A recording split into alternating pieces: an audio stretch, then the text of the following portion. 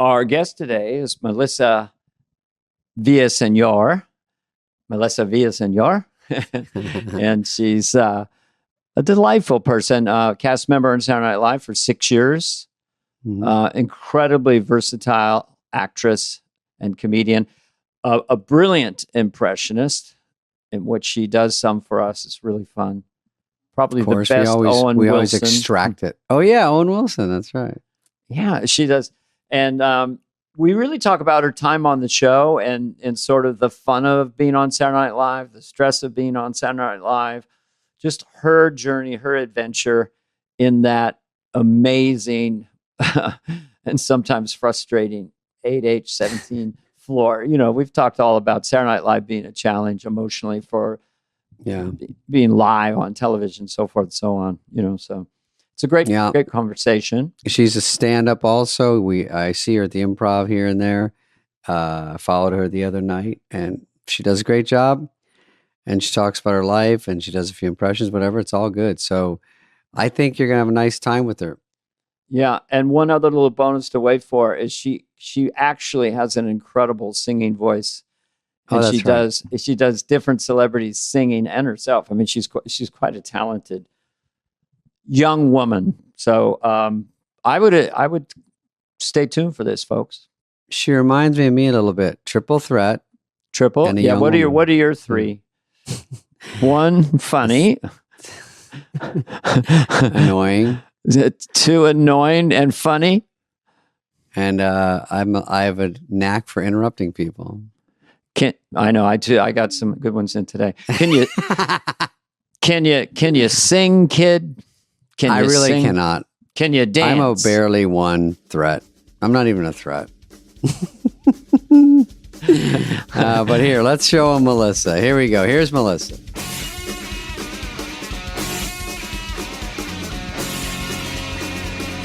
It's so fucking funny. We can ask Melissa. I tell the public what to do. Oh. Hey. Whoa, Melissa. What's up, Dana and David? Melissa, good to see we you. are You're just already. laughing so hard at something David said made me laugh so hard. It was a casual throwaway. David? We were laughing, Melissa, at the agents and managers. This happens in all of showbiz where they're the important ones because they're like, you need to be friends with me because I tell the puppets what to do.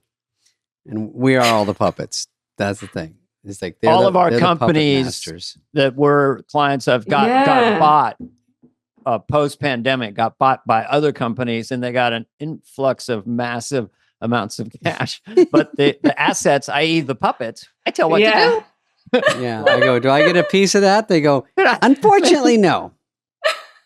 Can I get a crumb? Yeah, give me a fucking crumb. I'm the one on the road 88 days a year. I'm so hungry. Oh my God. Right? Melissa, how are you? I mean, golly. You know, I feel good. Yeah. You look good. Thanks. Are you getting tan or something, or are you just look good? I wonder, I am getting tan, but I wonder if my lighting it's not good. No, it looks good. You look good. All right, no, cool. I won't. I just, I'm not a. I know we have to use ring lights, but I don't like them. They give me a headache. Yeah, me too. Well, but you have a light, right? I mean, you're near a window. Yeah, I am. You look like you got a window going. Window is the best. I can open up the blinds more. No, you're fine. You want me to try that? No, you look fantastic. All right. But how are you guys?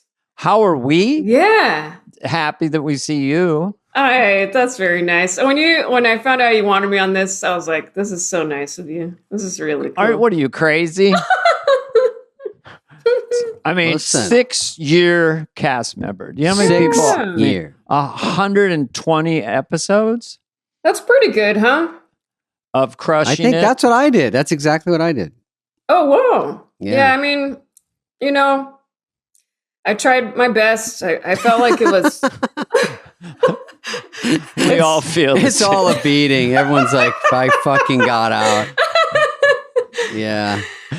I felt like if I were more equipped for that or just a little stronger, maybe I could have kept going. Yeah. But I'm a little wimp. Fuck, 6 years is like 200 years on that show. It's an emotionally violent sport, a show business, and then SNL is the Game of Thrones of it. That's true. And when it's flowing and it seems good, and you're bonding with the writers, and you have a sketch, you get a hold of it, and you land it. It's like the greatest in the world. But then there's all these times where you just walk off stage. Then there's everything else. You have audience members you wave to, and they look down. They're like, I bombed. Or even like, I thought it was painful when you would have guests visit, come in town, and you're not in the episode at all. You're just staring at them in your dressing room. You're like, yeah. They're like, you having fun? And I'm just sitting there looking at them. Yeah. They go, no, it's fine. Our favorite people are on. And you're like, oh. That's the worst passive aggressive compliment or question. When you're not in the show that much. Did you have fun? I mean, were you having fun? Or when you have a bad set of stand up and all your relatives are there, you look like you're having fun. Look, I know it sucked. I know. Yeah. But man, so much. It's hard. It's hard to prep for it. It's hard to say, this is what you want to do. You get a fucking huge break, and there's no real way to be ready. People go, it's hard. You go, that's too vague. Sorry. I will figure out how hard it is in 18 different ways when I'm trying to get $200 in quarters on a Sunday to do my laundry, and I got to walk up 18 flights of stairs, and it's my one day off, and I have no ideas for Tom Hanks on Monday. I know. Yeah. I was lucky. I was the last 6-person cast, in essence. It was just me, Phil, and John. Oh, last 6-person total cast. Yeah. And then by the early 90s, when the interlopers, the youngsters, the bad boys of comedy, Sandler, Spade, Rock, all the rest, Tim Meadows, then we started to have an expansive cast. Like we had a junior varsity cast that was going to take over. But when I got on, that was the last time. It was just me, Phil, and John as feature male players. What a dream. Jan Hooks, Nora, and Victoria Jackson. Let me tell you more about my utopian experience there. And then Melissa was like, I was cast member 14B. 14. How many were on there? I was when Melissa you got V. Like I was counting. There's so many. Counting your 2016. Mikey Day, Alex Moffat, Pete Davidson, Leslie Jones, Cecily Strong, Keenan, who's always there. He's great. Vanessa was there that last year. Beck Bennett, Adie Bryant, Kate McGinnon, Kyle Mooney, and yourself. I probably missed, but that's about 14, I guess. I don't know. Yeah. That sounds right. Yeah, that sounds right. Too many. I think we had 22, I think, Dana. Because we also had like Frank and some people around the orbit that would jump in, and A. Whitney Brown and Tom Davis, they could jump in and write themselves in. So a lot of people wrote themselves in, and then there was a lot of feature players. I stayed feature for too long, probably 2-3 years, and I was the last guy to get pulled up to the bigs. So embarrassing. so humiliating. Before we go too far down how hard the show is, I just want to insert this for a minute. Obviously, I'm looking at stuff online and look at your stuff. Obviously, the Lady Gaga thing, I was playing on my computer. She does it at Update. Melissa, that's your name, right? Yeah, that's right. It's so transcendently brilliant that my wife couldn't see. She just thought, so then I was talking to Spade and walkie-talkie. She goes, so that wasn't Lady Gaga? But also, it was a very funny take on Lady Gaga, the way you did it and the way you move your shoulders, the whole thing. So that, J-Lo with the hoops earring sketch, just being with her was hysterical. The Kid Genius character, Riley, like you literally looked 8 years old. It was kind of an amazing, I know you have a very youthful face, but it was like kind of like you were 10. What is that one about?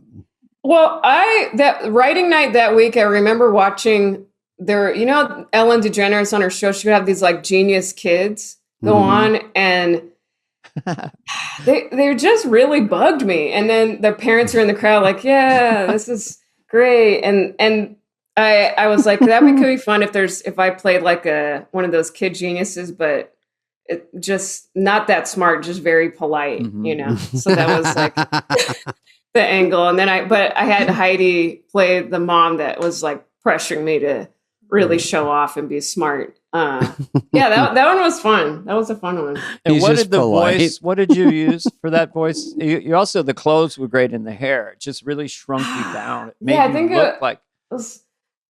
Yeah, I know where the planets are. I felt like it was. I can't remember, man. I can't remember that. No, I have to watch I like that it one. already. I totally understand that. Yeah, but, you try to throw about yourself not years remembering. back. You're like, hey, you did this impression. You're like, I haven't done it for 20 Yeah. years. Just give me a second. No, do it now, man. I can't Yeah. access it. Does he sound like? It sounds like the guy that goes, "Well, who's that little redhead kid that goes?" Apparently, remember he was on Ellen. He goes, "I was at the carnival, and apparently they don't let kids on, and apparently I've never been on TV before, and apparently, remember that kid?" Right. And it's just like that's the word he knew, and everyone, Yeah, he really That's beat the not- fuck out of it. And then he went on the show because he took the mic from the lady, and he's like 8 years old. He's like a chubby kid with red hair, greased over, and he kept going. And then apparently they didn't want me to go in the tilt-a-whirl right away because I eat too much food. And everything he said was funny. And then they brought him, and they go, "Can the apparently guy come on the show?" And then he came in. That But was it's- his moniker, Yeah, the apparently guy. yeah, Good catchphase. That kid's got some instincts. yeah. He was killing it. I actually liked him. I So actually when opened you- for him. Whoa. Yeah, he's Well, headlining. We're Weren't you kind of co-headlining. a boy genius? Weren't you a chess prodigy, David? Oh, Let's I just- was. I don't wanna I insert- was. that's- Yeah, I, Wait, I was really? smart. Yeah, I was smart for a while, and then it all went to shit. It went to shit freshman year. I remember that almost time and day. When you started discovering girls, you suddenly your Ah. brain. It was becomes- girls, but it was also all our schools merged, and I was known for math and reading because I'd leave class to go down to 2 grades down to go do math and reading with this Vietnamese kid. So I was Will you kind of teach other kids? no. I would go to take Oh, like in 2nd grade. I'd walk down to 4th grade. I and then see. and then Okay. come back and go, "What's been going on here, guys?" I was a little tied up with fractions. You'll learn about them in the Whoa. future, yeah. And so by the time I get to high school, everyone's like, "Oh, there's the nerd from math class," and then Not my cool. brother was cool, and then everyone's like, "Oh, you're his brother," and then not just girls, just people were talking to me, and I was like, "Oh." And then I would skip class just because someone was talking to me. I'm like, they go, "There's the bell." I go, I don't have to be anywhere. And then I just started Oh. losing grades because I'm like, oh, I just want a social life where people are friendly to me instead of just treating me like this weirdo outcast. Mhm. Yeah. And then it so was then I got juvenile dumb hall. and plummeted so fast. Melissa, were your high school years delightful? Or Yeah. Where do you put them? You know, I think they were all right. You know, Where were you? I went to I was called a survivor. I went to an all girls school in Alhambra, California, Yeah. called Ramona Convent, 7th through 12th grade. Whoa. Wow. Yeah. Did any adult ever get busted during those times, or was Excuse it pretty me? benign? Or well, I mean, was it no? I mean, I hear comment On the up and up? No, I know. I didn't know any different, but I felt like it. I felt like it messed me up just with guides and social life because I didn't know. It was really awkward. But I did discover comedy then, so I was like watching you guys obsessed with SNL, and I was already working on impressions. And I started comedy at 15 at the Laugh Factory Comedy Camp, and I was like, this is what I'm going to do. I didn't even care about. I didn't go to prom. I was like, I'm over this. I know what I'm going to do. Oh, Well, my I mean, God. people ask me this, like, when you're probably 8 or 9, you probably started to throw your voice around a little bit. And what was the first one that you got? You know, that's what they ask me sometimes. What's the first? What's one of the ones you remember? Put it that way. I think of your early repertoire. Like when I was 12, I started doing like the singing impressions of all the pop girls, Britney, Shakira, Christina. Oh. That was Yeah. kind of where I started with the singing impressions. And then I watched a lot of you, Dana, and worked on I learned your impressions. Wow. From the show. I love it. Good. I love to pass it along. Anyone can say, not gotta do it. I mean, that's Not not gonna do difficult. it. You know, what I was going to say, which is interesting to me, is that, like, say you do an impression of your 7th grade PE teacher, Mhm. and then you go to a comedy club, that can be now it's called a character, but it's an impression of your PE coach. Then if the PE coach somehow gets famous, it's the exact same voice, but now you're doing an impression.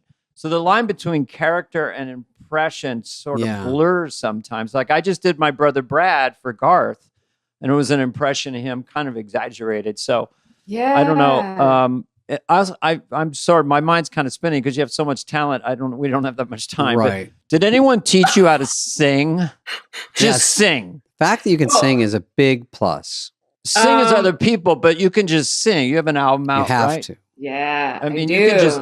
When did you learn you could just sing? Because I can't sing. I could. Yeah. I don't know. I felt like I did choir and stuff, and I remember being a little kid and seeing people sing up there like in church, and I was like, yeah, I could do that. I've heard myself sing. I could do that. But I didn't have any proper training. I just liked it. And at first I thought I was like, oh, I'm going to be a singer. But then I realized, oh, comedy's better. I could do impressions of, and make people laugh. Like that was just another level. But I do enjoy just singing, cover songs. And right now I'm trying to work on a bolero cover album of like Spanish classics songs and with my friend's band. Yeah. Of course you are. Yeah. Of course. How does those go? I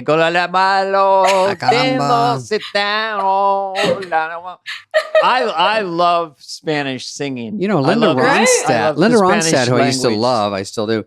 I remember I went to see her in concert, and she did one half of the concert with Spanish songs, right? Yeah. She's great. Yeah, she had that album, songs for her father and all the mariachi songs.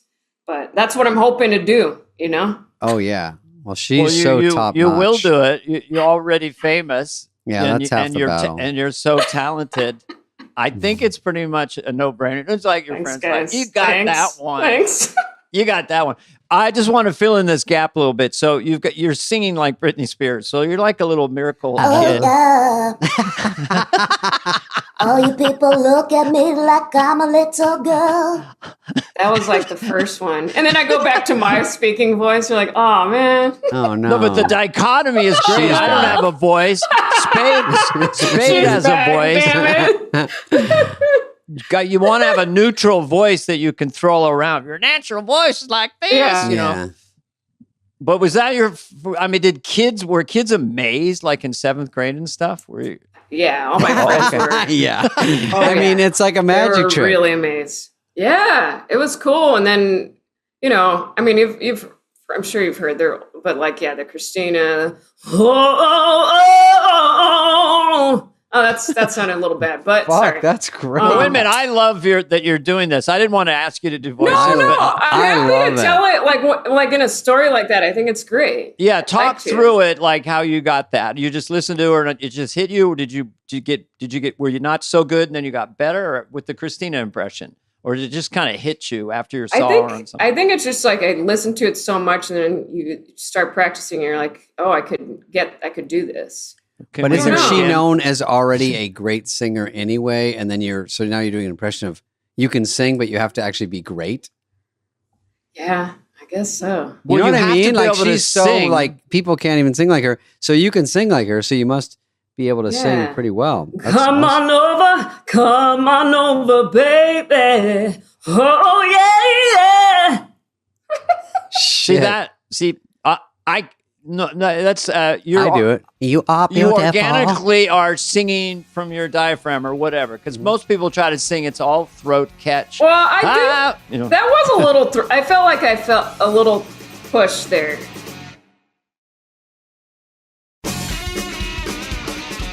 I know. Sorry, my thoughts are all over the place because I also want to learn about your stories too, because you guys are. Dana's boring. Just like this is, I'm a little starstruck too. Yeah. Well. Yeah, it's true. We met each other in the clubs a few times, and you were on a comedy competition show, weren't you? First Impressions, your show. First Impressions. Oh, really? Yeah. And I got to say that was such a beautiful year because I did that show with you, and I was like, oh, this is so magical. And then I did my first pilot for Bill Hader's show. I was the waitress at the end. Oh. And I was like, oh, this is magical. Like all this, just people from SNL are entering my life. And then that was the summer I got the show. It was just so cool how that was all the same. It was so beautiful.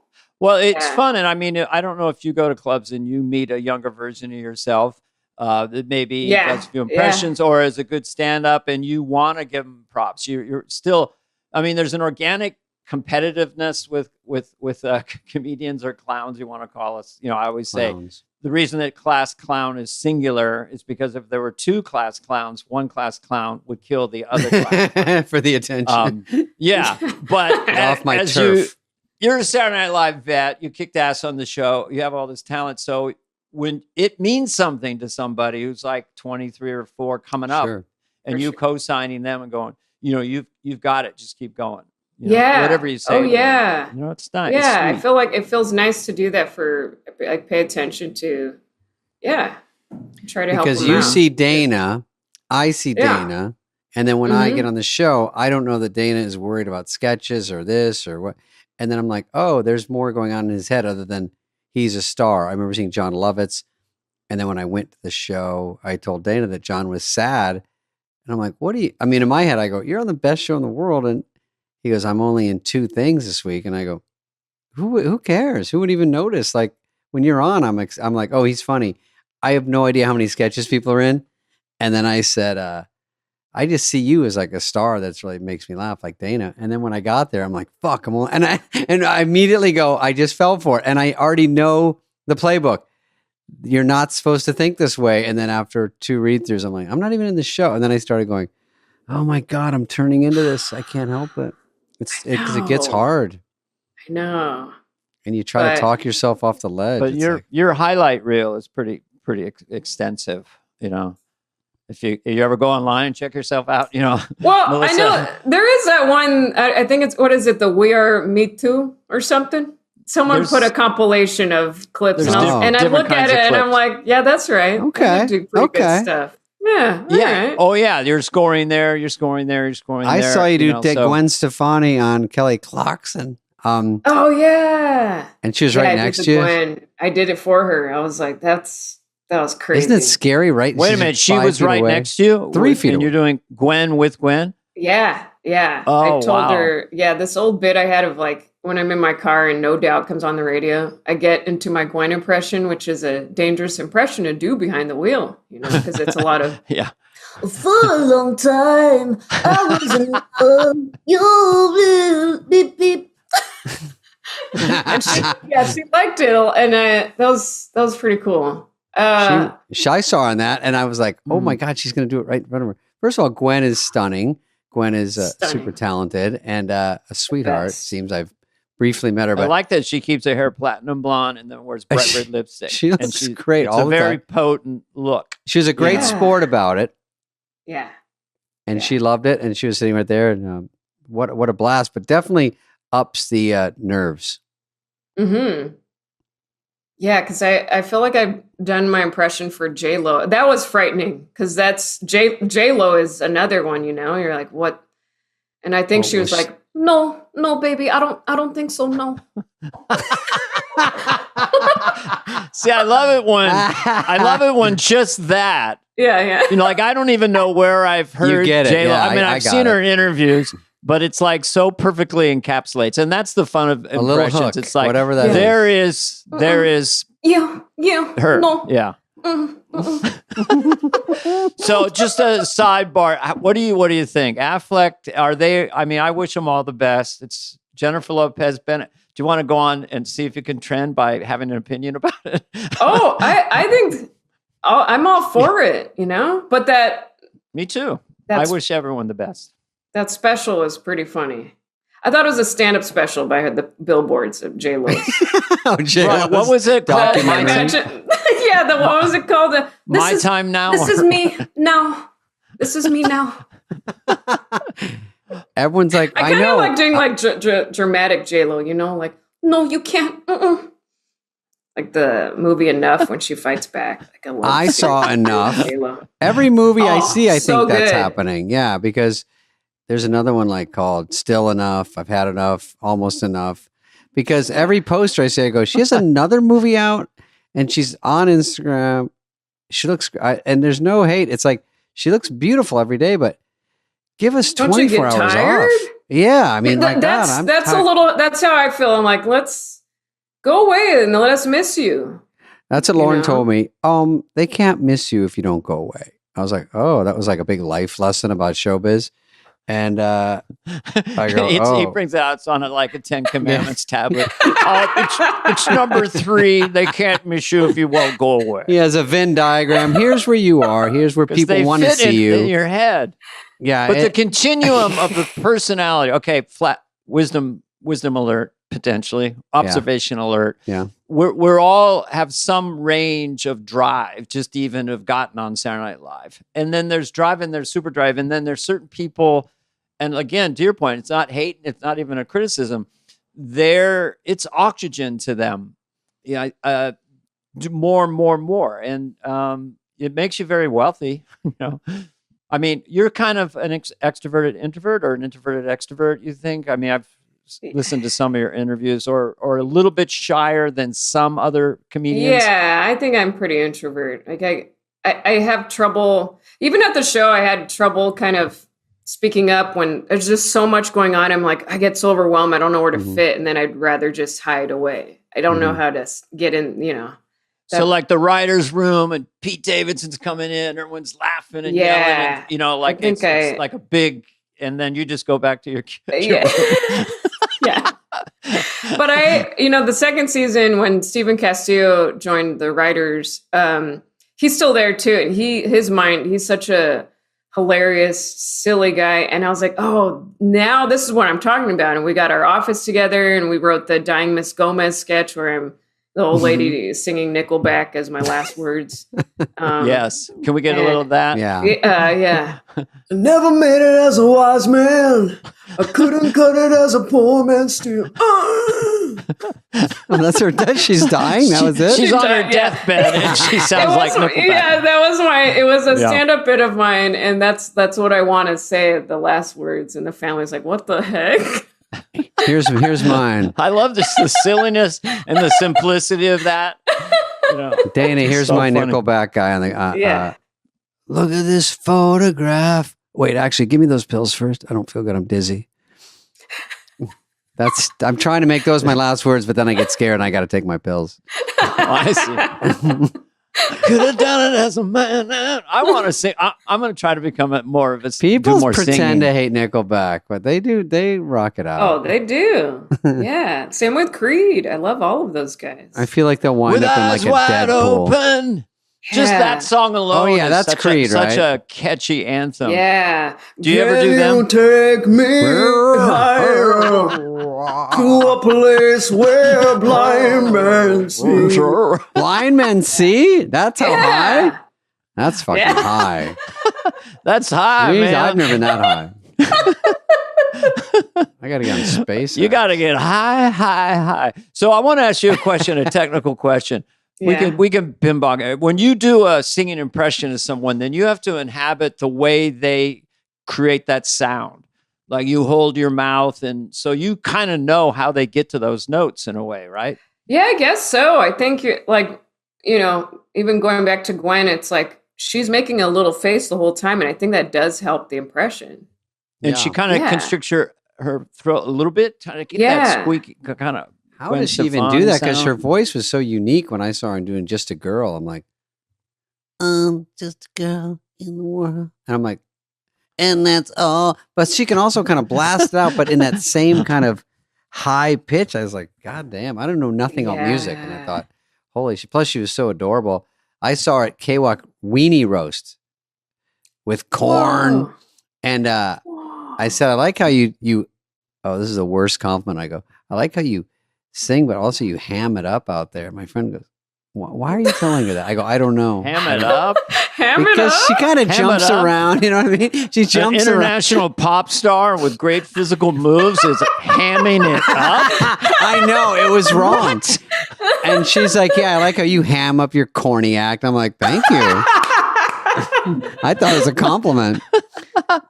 No, I swear to God, I said it and we walked away and my buddy goes, well, that went south quick. I go, well, I don't know what I said. And he goes, oh, everyone else does. You said ham it up. And I'm like, did her face drop? Well, it was right after I'm Just a Girl was a hit. It was the Weenie Roast where it's just like she was newer They're an Orange County band, okay. and it was down in Orange County, and you're famous at this yeah, point. I thought I was a big fucking deal, Okay. and I'm like, hey, like I thought I was Clive Davis, you know, I was like walking around like anyone gave a fat fuck what I said, and I'm like, Corn, thumbs up. They're like, ooh, thanks. Just got the Midas touch from whoever this guy is. Is that a Joe Dirt cap behind you, David? Oh, that old thing? Yeah. Oh, I try to get it out of frame. Heather, Glad throw that in the garbage. Notice. Yeah. This is a love set. Joe Dirt. It's called Boring Podcast Background, and it's just at a local. God, Dana's is at a 10 out of 10. For $100 a day, you get to do a podcast from this room, and it's so nondescript. It doesn't really exist. Yeah, it just doesn't. It's But nice and someone might simple. come through that door. I like the tension of a door, that anyone could come through that door. Yeah. Dana's he said, give me Jeff Bezos' first 6 months of Amazon office look.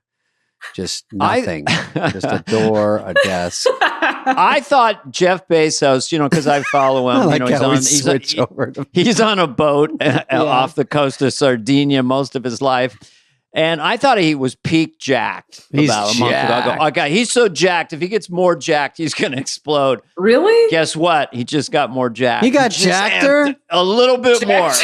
Yeah. How? And she got bigger lips. I thought she can't do more lip filler. It's impossible. Everything's going She bigger on did. that boat. Everything is getting large. You know, It's they the have high a school full senior. medical center on that boat. So she can get Jeez. plastic surgery. She can get whatever she wants.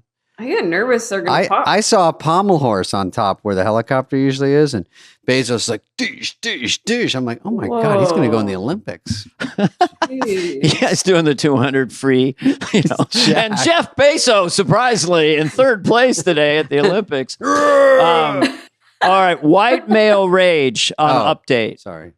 This was I'm just throwing out more Okay, for good. Yeah. classic bits. It was Dude, that potent. was all Bulla. He wrote Oh, that. That's all right. Bulla's a great writer. Isn't he amazing? Yeah. That was so much fun. Yeah. Dan Bulla. Dan Bulla. Quiet Dan Bulla with his good ideas. I thought he was so good. quiet and unassuming. I thought he was just Sandler's piano player. I didn't even know that he wrote all this stuff, That But was we great. know So now. what was that one? Tell me it. It was when the Oscars, I think it was all white males winning, right? And then he came up with this really good jingle. It was like white male rage, and I dressed in like a gold outfit. I think Steven also helped on that one too. And it just was just so catchy. It's like white male rage, white male rage. Joaquin Phoenix, white male rage. Oh, what was? But was it crazy. because white men weren't winning enough at the Oscars or something? It was, I think, because it was all the characters in every movie everyone had rage. I think Like that the was Joker, the Joker time, and then there was the Joker is always in a bad mood. I think it was the Mafia movie too that De Niro that long. Remember?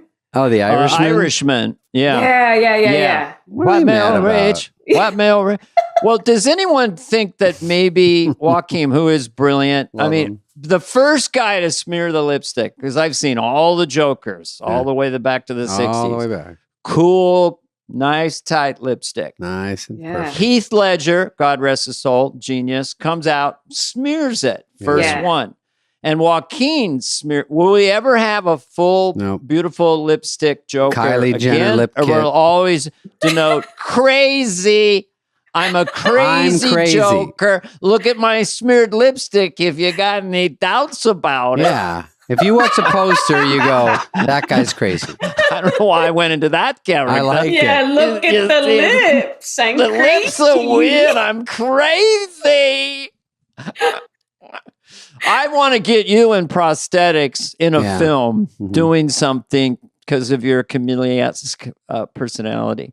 Wouldn't you love That'd to be do something cool. like that? Yeah, you know, where it's I just would love that. I think that would be great. Were you on there with Fun. Sarah Sherman? She's a hilarious weirdo. Yeah, she was I after, right? Or did you the- overlap with Sarah? just that my last season. Yeah. Oh, you were? Great. Yeah. She's a quirky kick in the pants. Oh man, It's a she's great so good. summary. She's so good. She's on tour right now, and I see videos from it. I go, Sarah, are you okay? I'm flying out there. She's a kick in the pants. It's pure she bananas. Would love that it's not phrase. straight stand up. It's super fun. It looks She is way more bananas. interesting than my show. I'll give you that much. Yeah.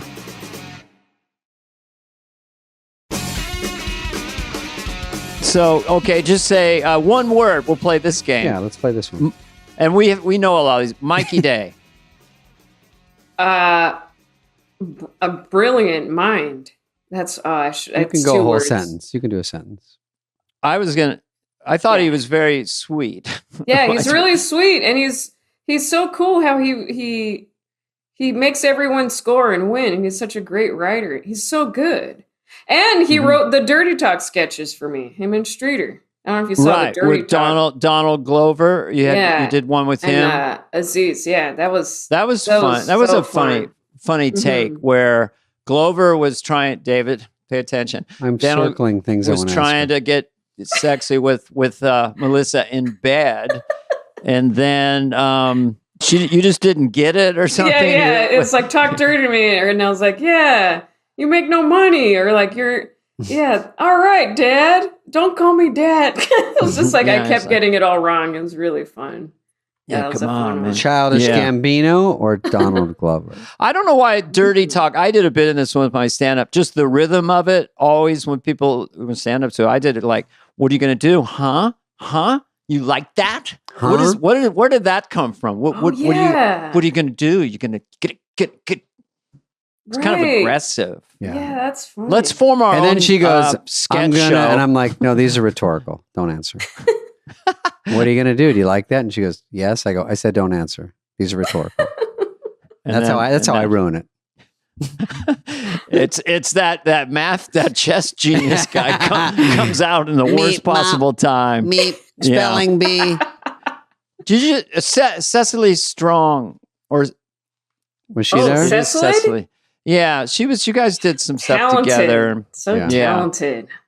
And I love doing singing bits with her too. She's such a great singer too. Oh, really? Yeah. No. Yes, but there's only one Melissa. Sorry, you do sing great. There's a new sheriff in town, and she has a microphone. Runaway, pitchless singer. Pitchless? I don't know. I made that. I like that. Pitchless. You call me a bitch? Who's nicer, 80 Bryant or Vanessa Bayer? Oh, man. You're both sweet. You're both sweet. Yeah, that's an answer. Who's nicer? No. Who could win in a fist fight? Pete Davidson or Leslie Jones? Leslie. I know. We had Leslie on. She was she almost beat you up, Dana. Oh my God. The best. She beat me up through the Zoom. I actually was bruised. What about Owen Wilson? Hey, give us a little bit of Owen. Do you have a little one handy? Yeah, I'm right here. Yeah, it's great to be here. I feel like a fly on the wall most of my days. Yeah. Most of my days. See, the interesting thing about Melissa's is like you form your mouth to like how his mouth goes to get the sound. Yeah. You visually make your lower. Yeah. Are you the same Dana and David too? I know you do impressions. Oh yeah. But do you like see their face on your face? Does that happen? For me, that's how I feel. I guess so. I mean, yeah. I don't know. I've never really practiced in the mirror much. Yeah. I just sort of like, but if you take on the persona, like when I was doing Carson, I just automatically, I didn't have to look in the mirror. It just was. Oh yeah. No, you could feel it. Yeah. Just so the cool. eyes. I picture them in my head, their face and what they're doing. And I just try to talk like them and get it close what that is. But my face is probably doing what I think they're doing just naturally. Yeah. That's what happens. I think that's what happens to everybody. I did Owen once. I don't even do Owen that well, but when I hosted, they assigned me Owen. So it was more of a funny look. And I love Owen. We just had Luke on this, and Luke sounds a lot like Owen. Mm-hmm. It's almost just a different tone, but it's that same cadence. It's kind of slowly talking. Yeah. Yeah. Maybe enunciating. Right, Dana? It was kind of like that. Luke was hilarious. Yeah, I mean, I actually coincidentally had dinner with Owen once with Lorne Michaels and then once with Kevin Nealon, and it came up in conversation, and he didn't like when people did him, and so I said, okay, I won't do you, you know. Yeah, I remember he hosted, and I asked him if we could do the Owen impression together, and he was like, "I feel like it's done, you know. I feel like it's over, you know." He didn't want to do I like it. sad Owen. Like, Yeah, It's over. you know, I got a couple. I saw you doing on one of the clips I was watching, doing like sort of quick impressions. Maybe it was part of the TED Talk. I'm not sure, but you were doing just like, here's this person doing this. And I always love that technique. I do it too. It's just fun. Like, yeah, like a quick one, you know, like Kristen Wiig skydiving. I changed my mind. I'm scared. I'm scared. Who would do Kristen Wiig's That's great. voice, even though that's yeah. I remember having a bit. It's like Sandra Bullock if she knocked over a bunch of dominoes that were lined up in the room, and she just hits it and goes, no, no, no, no, no, no, no, no, no, and that's it. She always has a little breakdown like that in movies, you know?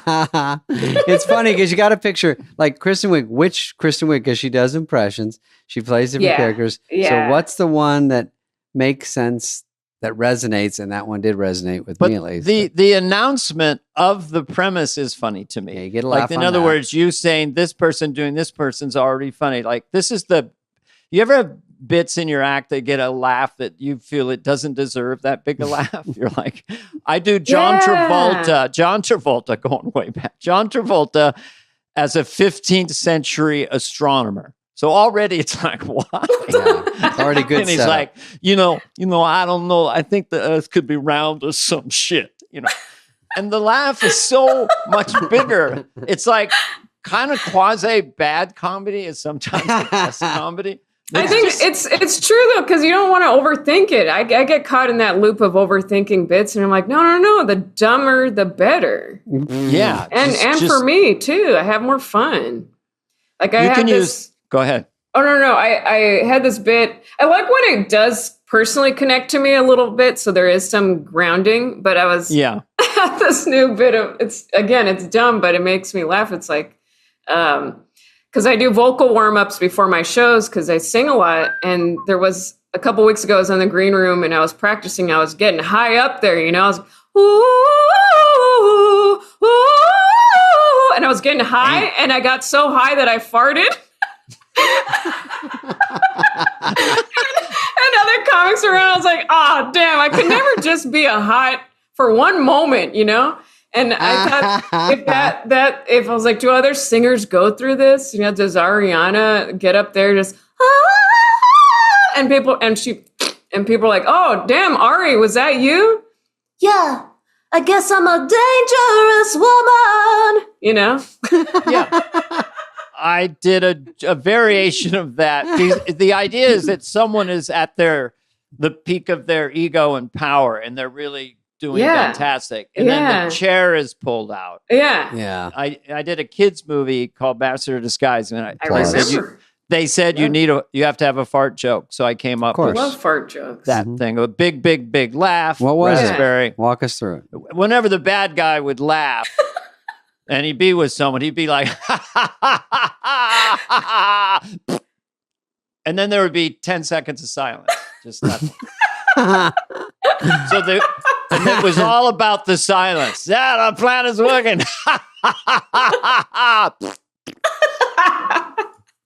So I came up with a fart joke that made me laugh because I said, you need a fart joke? Don't really have one. But that's great. I like that I one. I love that. Pull that one and out. Now it's yours. You can use it this way. You know, I was on a podcast with Dana Carvey and David Spade, and they were talking about fart jokes. This is after you do this one. And he used to do this one, bad guy. And so you just lean on it as a friend because it's not part of my act, but now you can use it if you want as a tag. Thanks. Do you want to try it out? Yeah, I'll try it out. Thanks. Take it out to do it on Bo and Yang's podcast. Do it on Bo. Was he there when you were there? Mm-hmm. Oh my God. That's a fat cast. In 2022, and then you, by the way, you did SNL during the pandemic, which and then was that the beginning of the end? Yeah, that was challenging. But there was one night I had, because remember the video game, I don't know if you play games, but Animal Crossing was a big game during the pandemic. And so I was playing, I've been a longtime fan of that game. And Mikey Day and I made a sketch where we're playing online, our characters in my town, and everyone wants me to die from COVID in the game. And he like did such a good job with, that's the thing, he's just so good at the timing and the jokes, and I owe a lot of thanks to him for helping me so much. Especially during that. I didn't come from sketch writing. So and are you guys, you were stand-up? I was just the first time I did a sketch like on a stage like that was at Saturday Night Live when I got the show. So same with David, all stand-ups. Yeah. So that's where it was always such a struggle to write. I was like, I don't know how. It's hard to I write. eventually learned by observing and you know how other people do it, but it's like people like Heidi that came from like she arrived there and just wrote 3 in one night. I was like, but she came from that training from ground. It was just really I was like, and they come in with a lot of sketches that they did. Yeah, they got lots of works already. Literally ready for television. Yeah. Do you have to work on it? Cheating. No, I had it from the. What about Miley Cyrus? Have you ever seen her sing in real life? Like, have you seen her somewhere?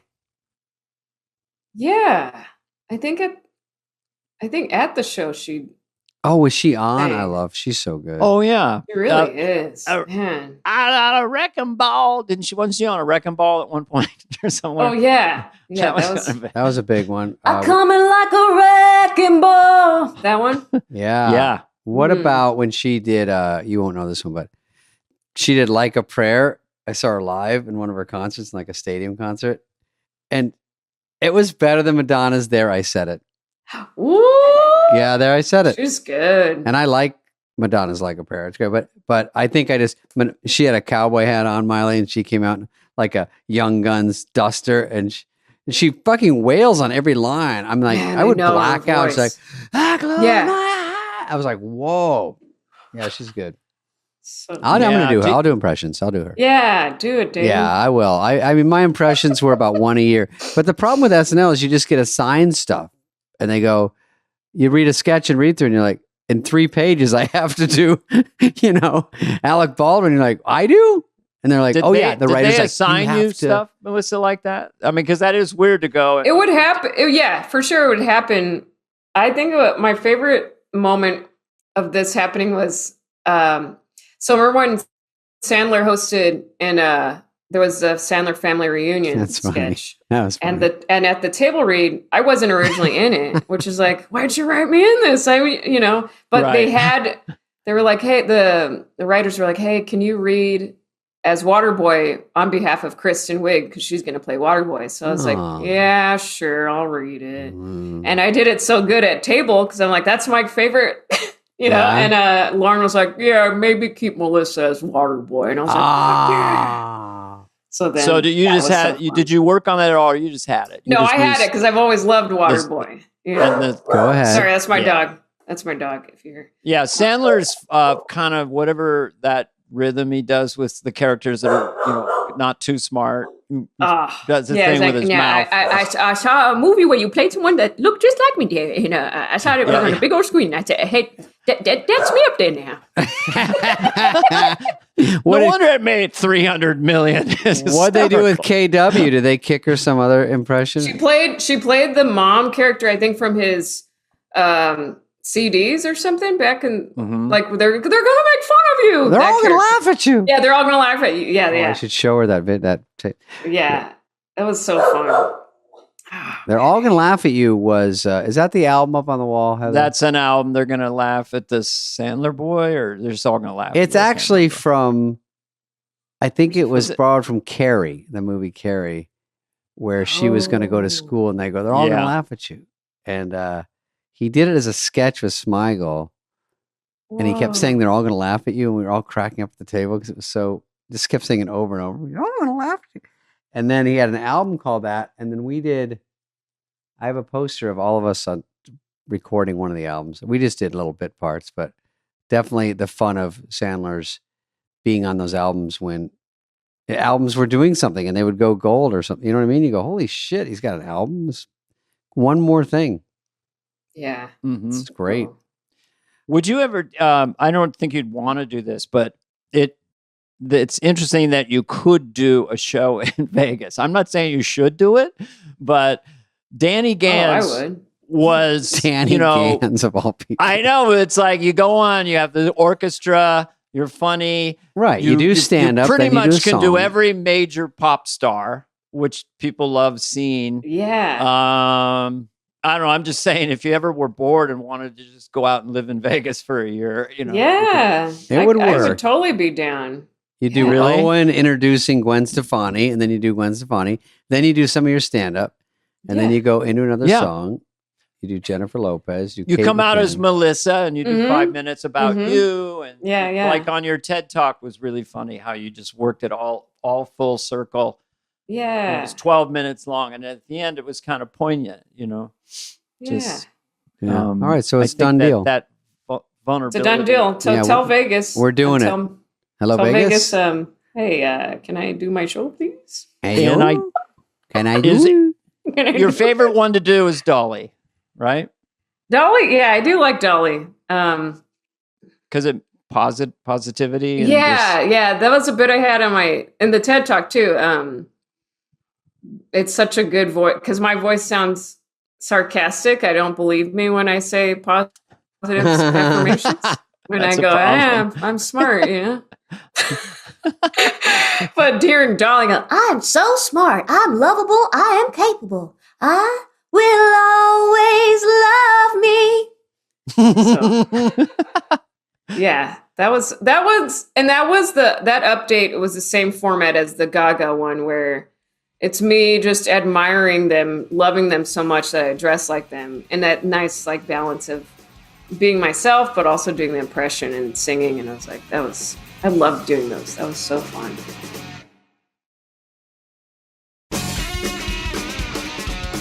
I heard, and we're not going to tie you up forever, but I heard Gaga on a show, maybe it was Stern, and she was doing Edge of Glory. I didn't really know the song, and I was like, God damn, she's good, because she was just doing it with nothing. She's like, I'm on the edge, the edge, the edge, the edge, the edge. And I was like, in my car going, oh shit. Yeah. That's not the one you do though, right? The Gaga update was I did The Shallow because that movie was that's so big. It's a funny song in a way. Because of the shallow in the shallow. That rhythm. Have you seen the video of her doing it read through at Star is Born read through? Wait. She's doing it with the whole cast is doing a read through, and I did see that. She's by Bradley Cooper, and she sings it. And everyone's like, "Holy shit!" Whoa, the chemistry. I did a cheesy stand-up bit about that because I frequently Mike Myers was at the Oscars that year, wanted me to come. He was there for Bohemian Rhapsody, so I was in the third row with my wife, and I saw Gaga and Bradley Cooper up there, and there was no lighting under the piano. But I had a view to what was going on, who was reaching for what. In the shallows, I had you going. But the truth of the story, I did have a view, and I thought they were, lovers, just from my blink.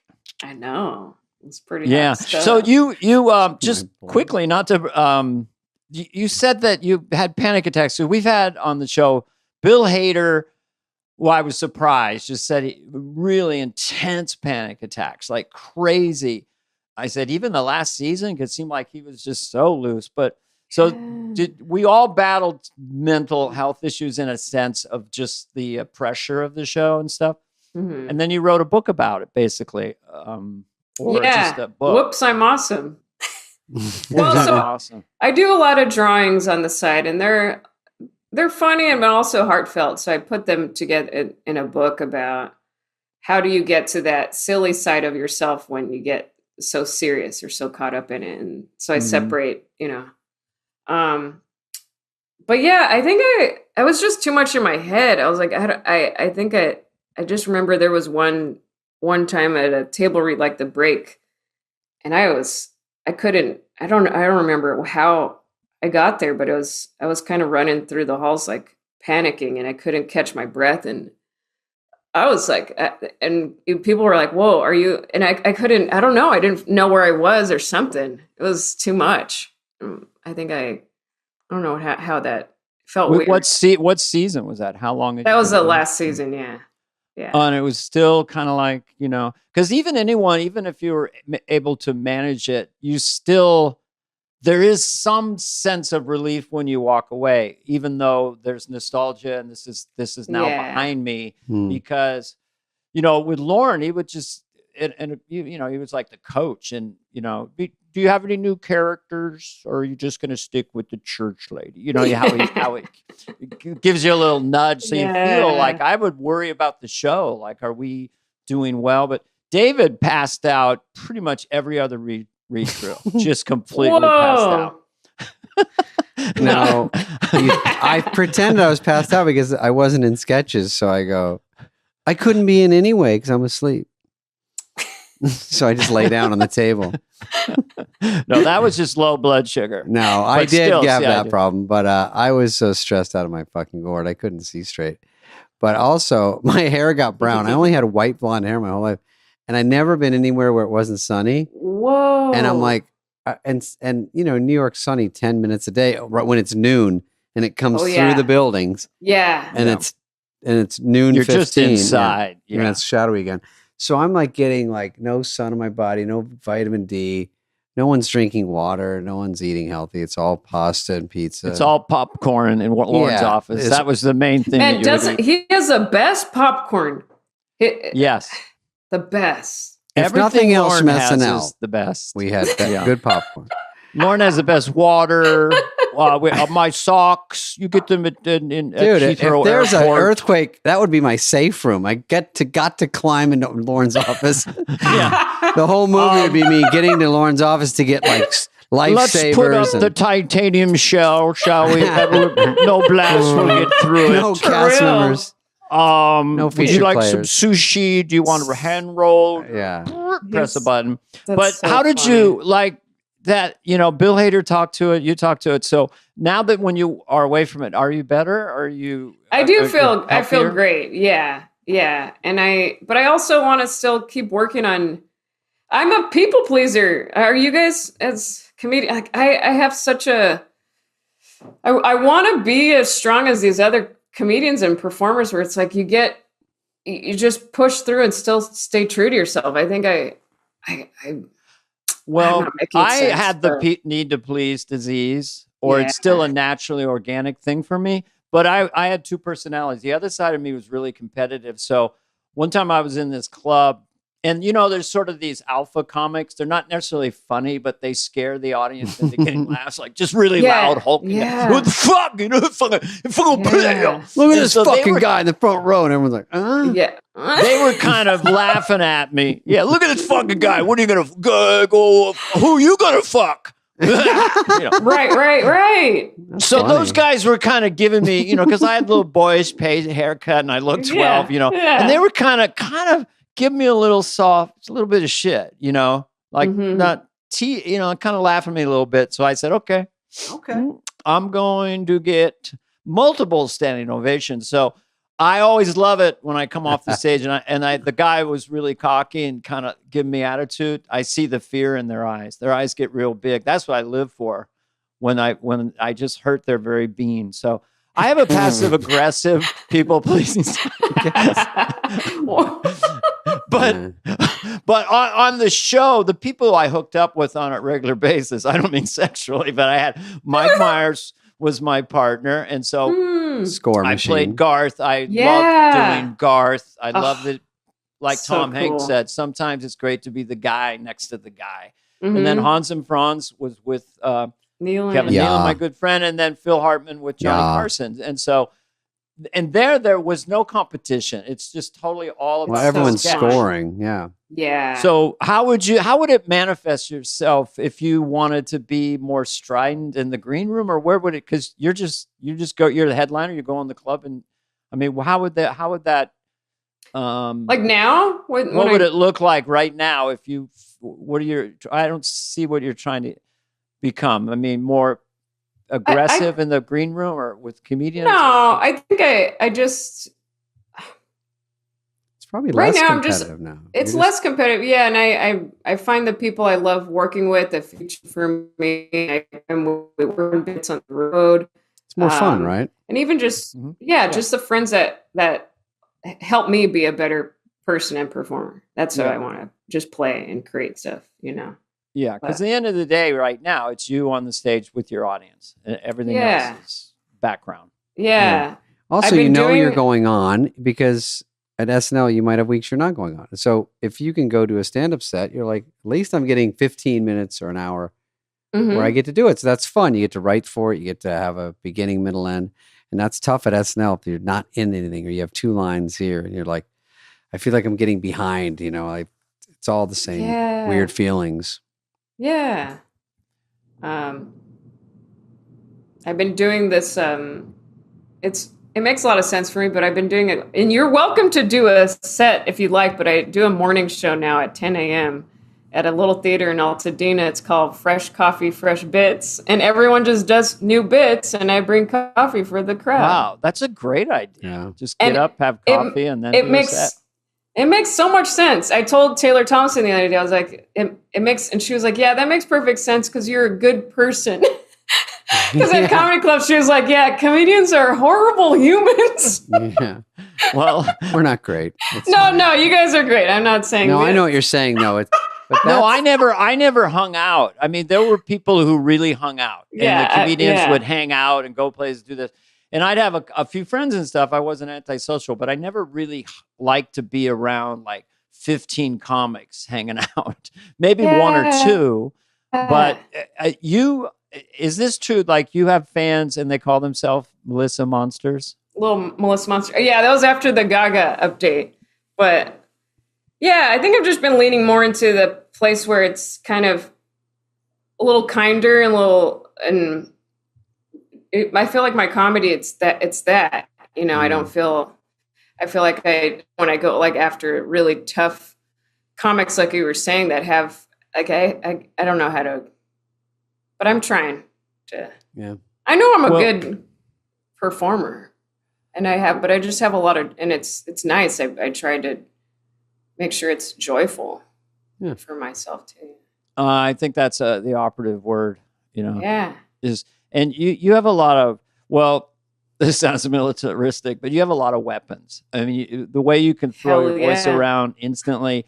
And, you know, monologists, you know, joke smiths, you know, they don't get to do, like if I start to get into a rhythm as Johnny Carson or something, I'll go 10 minutes or, you know, I don't care.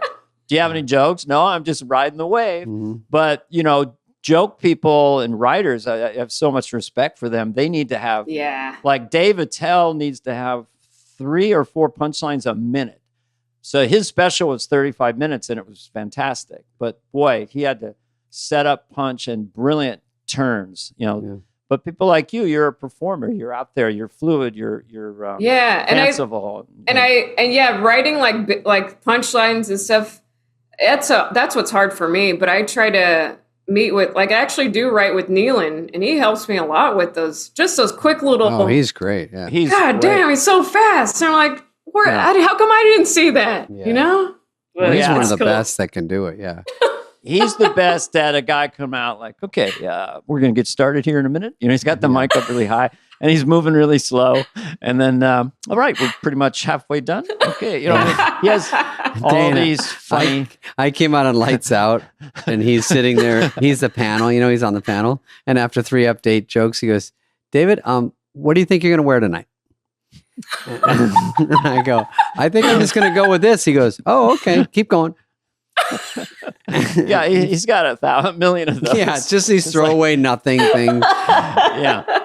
All right, good. You know, like kind of dopey. We love Kevin, but yeah, it's good. You and him are a potent pair, but it's great, you know, when you're around friends and they're comedians and you can tag each other's stuff or, hey, you could maybe do that. Or, you know, when you're just out to dinner with a few of them and stuff. So yeah, Nealon, he's also just a very nice person. Yeah, he's a good guy. You know, But you can be a nice person and still win in show business. Case in point.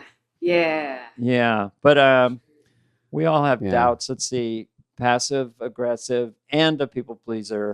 Well, my did you go to therapy? Because I was in therapy for 5 years about people pleasing. Oh yeah. She's she said I was a people pleaser, and I said, God, that's a great observation. That's you said your therapist. I got it. That's good. Is that your closer? She said you have ADD. She said you have ADD. I go, look, a butterfly. I got to tie my shoe. What'd you say? Oh boy. She said I was passive aggressive. I said, well, you've known me for a couple weeks. I've known me for 60 years, but you're probably right. Chunk. Anybody? Is this on? It's turned into a chunk, Melissa. No, I know. I see. Now I think I got distracted because David, where are you? I'm in a cell. This is. No, I'm just looking at the skateboards, and then there's like little nails on the wall. Were you hanging something there before? Yes. Good up, God, the Columbo. Good this is dark green, but it looks light green, and we're having a problem with that. And then people at home can turn off the show now. But also, I had, what was up there? It was that picture. Well, anyway, I had a picture up there, but it reflected too much.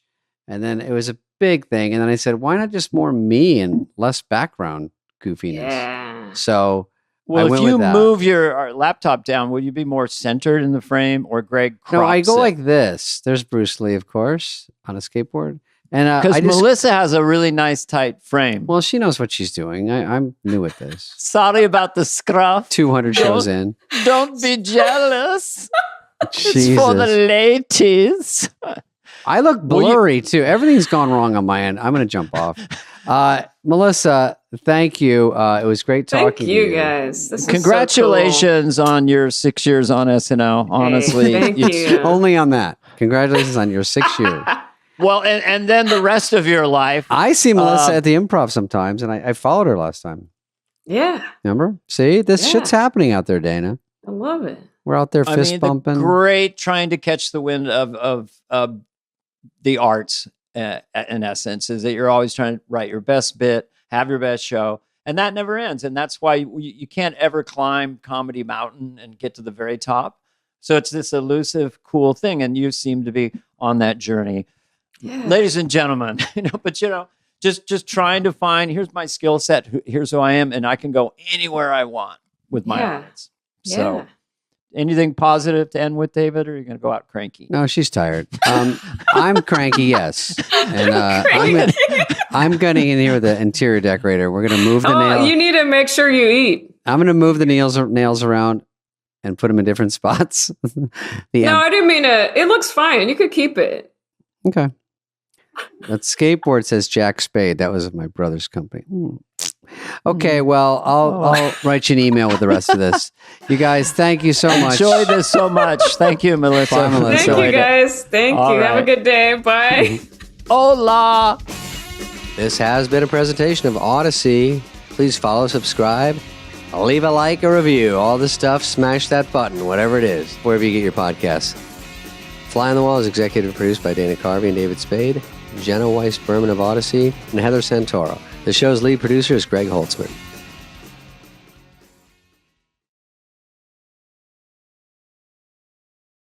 So Tiffany Haddish is a fantastic guest to have on a podcast. She's full of energy, a lot of funny stories, laughing all the time.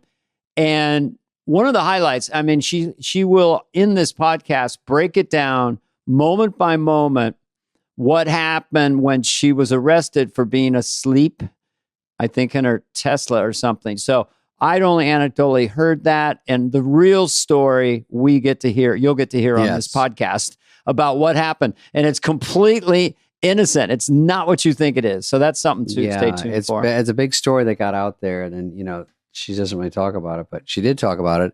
She was a lot of fun.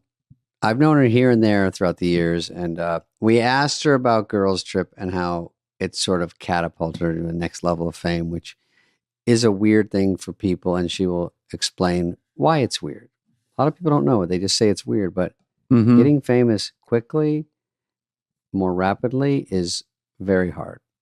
Yes, and suddenly you're getting money, and again, you just learn, which is you need to learn early on the difference between what you're told, like the gross amount and the net amount.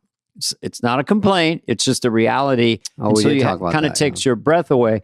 And then also where she lives, and where just a lot of people are interested in maybe getting a loan and stuff like that. She talks all about personal stuff. She's just she's very open about her life, and it's very likable, very full of very funny. Yeah, we laughed a lot. I will say we did laugh a lot. She did crack me up, and I'm glad she did it. We just I haven't seen her much lately, and it was just a great. Sometimes these are just good 1 hour hangouts with people, and we hope you like hanging out the way we did. Yes, I was so punchy toward the end that everything she said started to make me laugh. It's just she was just struck me as a very funny person. And the first time I worked with her before she made it big, I thought, damn, she should be a star. Yeah. Well, you talked about it. She opened for you somewhere. Yeah. Okay. So here she is, Tiffany Haddish. Can I tell a nice Tiffany Haddish story right now? Yeah, we're going. It's only 20 seconds. So we're doing The Secret Life of Pets, whatever, promoting it. We're going to watch a preview or something. So I'm there with family and my wife's nieces, and her one niece sees Tiffany and flips out, like starstruck. Can't believe it that she's there. And then my wife just sort of mentioned it, Tiffany, and Tiffany came over and gave Audrey, we have a picture of it, this gigantic bear hug. And it really is an indelible memory. And it was so cool to hear about that. Does not shock me. It was nice. It was just when you hear stuff like that. Yeah, it's very nice. Anyway, that's my Tiffany Haddish story. Good story. I'm so trying to hook these AirPods up to this damn computer. And she's traumatized by this situation because you have to do technical. I like when people like to hear this part because stars are just like us. You're a star. I am? Oh. Yeah. Oh yeah, no, I guess we all people know who you are. They even know who you are in Africa, bro. Really? Babe, yes. You are huge in Cameroon. Huge. Is there a funny bone down there? I'll go down there and play. Not that I know of. Oh, I don't know where to do stand-up down there, but I'll go. I don't go anywhere unless I'm famous. There's no way. Why would I go? But the name of my special should be They're Just Like Us. They're just like us. They're just like us. How about I'm Just Like You? I know, but that doesn't really hit the ear. Well, it's a little because in Us magazine, they always say, Tiffany Haddish was buying grocery. They're just like us. I'm like, well, yeah, that's what we all do. Do you remember the song Too Legit to Quit? Yes, too legit to quit. Who did that? Hey. Too legit. Too legit. So what can't you do? Now I know you can sing. That's Hammer. I know you can. You didn't know I have songs that are out. Like I'm streaming on Spotify and Apple.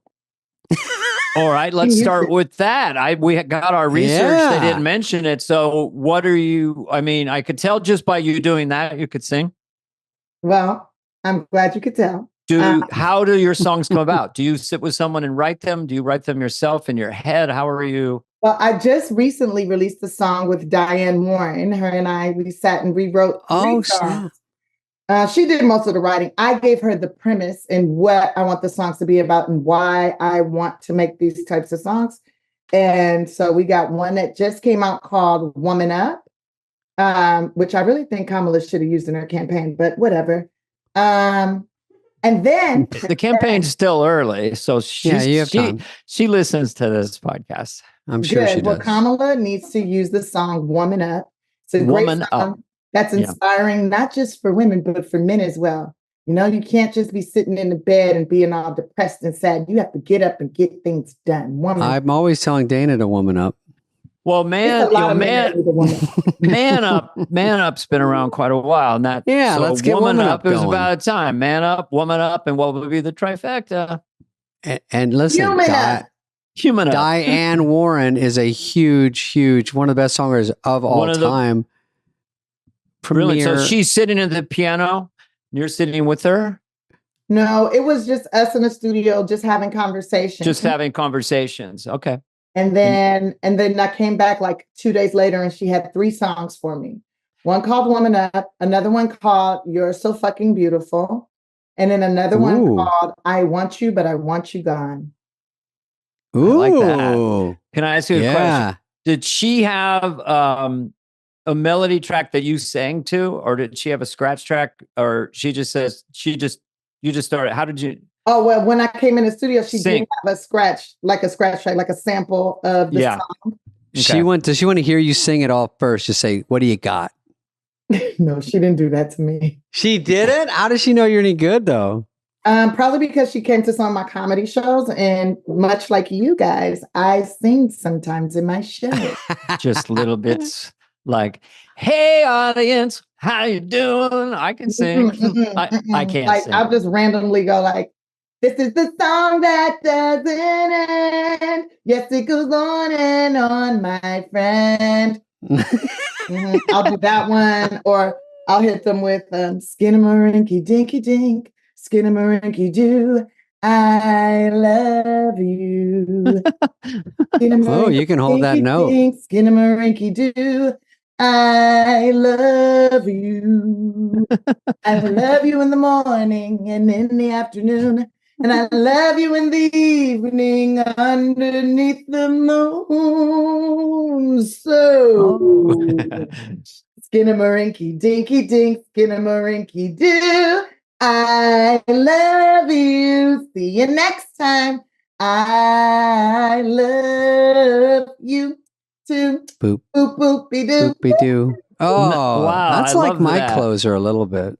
Yeah. That's like 1930s kind of feel to it, or 50s.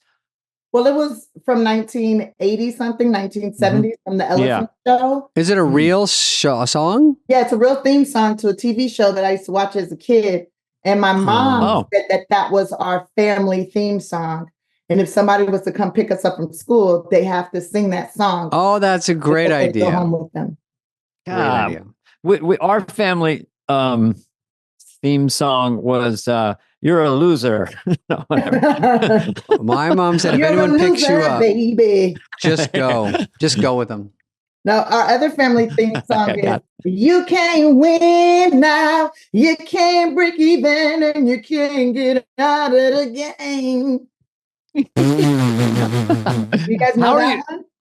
No. Is it famous? You never saw The Wiz? Oh, The Wiz. Oh. We just had Bowen Yang on, who's in the movie, isn't he? No, he's in the new one with Ariana Grande. Wicked. Yeah. No, I'm talking about The Wiz, the black. With Michael Jackson. Yeah. Yes. And that's Michael Jackson's song that he sang. Yes. Who else was in that? Diana Ross. And who else? Okay. Nipsey Russell. Nipsey Russell. Yeah. Or Nipsey Hussle. He was great. No, Nipsey Russell, not Hustle. That's a friend of mine. Great stand-up. Yeah, Nipsey Russell. Back in the day. I used to laugh at Nipsey Russell on Match Game or something. He'd say poems for answers. Yes. Yeah. Roses are red. Yeah, he played the Tin Man in that. And then he did? Jones was in it, and Richard Pryor was in The Wiz. Oh, that's right. Richard Pryor was the wizard. You know, Dick Pryor, the thing about Dick Pryor. Oh, he did a movie with him. I did do a movie. He's buddies with him. I did a movie with Dick. And the thing about Dickie Pryor, it's called Moving, late 80s, and he's moving his family across, and I'm going to drive his car, and I'm a schizophrenic. So I got to hang out with him, and the director said, "Richard he's not into it today. You know, can you get him going?" So I've only been at SNL 1 year. I'm like, I got to get Richard going. So I was trying to get him going. Best comedian of all time. To wake him up, you know, and then but he was so sweet. Tiffany, I auditioned for vulnerable. moving and didn't get it. And I was living in a house where Dana was living at the same house too. I was renting a room, and I was like, "Hey, good for you." You know, I didn't know you I'll get him auditioned for next time. that part. Yeah, Dana, I was trying to get your scraps. Okay, so Tiffany, how are you finding stand up now? I just saw that you are on tour. Yep. Stand up always evolves. It always changes as the person changes. So what is it like now when you come out, and they go crazy, and then what are you feeling when you're out there now? I always feel like when they go crazy when I come on stage, it's wild because I still remember 8 years ago when it would just be like 5 people that go crazy because that's the kind of following I had. Like, but the room would still be full, but it would be 5 people that know me, you know. Now everybody kind of knows who Tiffany Haddish is, and they're like going bananas. I want to cry. I always feel the urge to cry, sweet. And then I say something kind of like wild to them so that I don't cry. Mm-hmm. And that's then really nice. Sometimes they'll keep clapping, and I'm like, stop it! I'm gonna cry, guys. Because I believe crying is a removal of old beliefs and a replacement of new ones. And I always feel like the audience is going to hate my guts before I get on stage.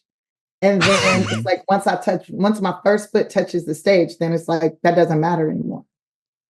Do you feel any pressure though? Because I'll give you an example. If I'm trying to go to just a club to drop in, and I just barely have notes, I'm working out, and ladies and gentlemen, he better fasten your comedy safety belts. Here she comes. You know, it's like there's Tiffany Haddish. You know, it's just like it feels like a lot of pressure. The bigger the room, you know, till you get the first laugh. It's the small rooms that feel like a lot of pressure. It's the rooms that you pop in and there's like 6 people there.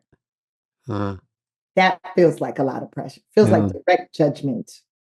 Because you can literally have a conversation with each one of those people in the room. Well, it's very, there's something to those little small rooms, and a lot of comics are on the road doing theaters, but there's definitely something different about when you see their eyes and they're right up close, and it's just that casual. You can talk to them like you're just talking at dinner, and you're all just kind of a little group, and you can be so casual. And the big ones, you have to sort of put on a show. You have to play to this side and make sure they all hear you, and enunciate, make sure that it's a little tougher. It's great. And the movements have to be bigger. Like, you know, like I make a lot of facial expressions when I talk. I think that's where a lot of my comedy lies. Like I might say one word, but the face that I make that goes with it is like, that sells it, right? Yeah. You're in one of those big old theaters, and if they got like a whack ass camera, or if there's no video footage at all, then you got to make it bigger. I'm like, I'm making wrinkles trying to perform for these fucking people.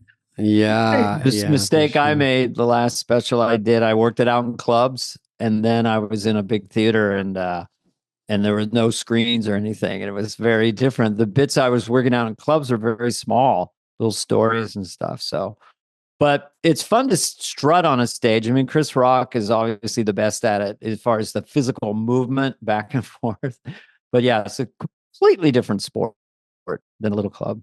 Very different sport. When you were doing like stand up, and then you get something like Girls Trip, which is a big thing in your career.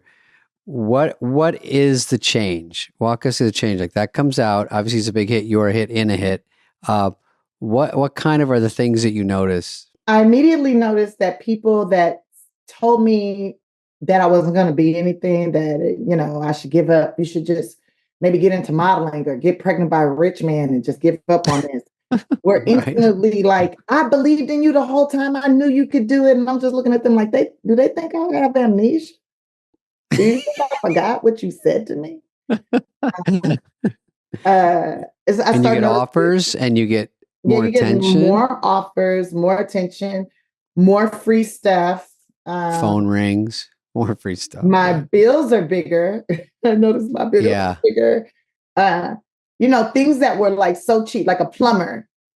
You know, the plumber comes to my house. I have a leak. It costs $150 to fix. Now the plumber comes to my house, it's like, oh, just need to change the washer on the dang sink faucet, and that's $500. What? Yeah, we need to change your washer and dryer because of your person sink. Price kind of. Yeah, it is kind of that. And then I'm like, okay, so like I only keep pictures of myself in like this room, right? Everything else is like in a box, in a closet, like away.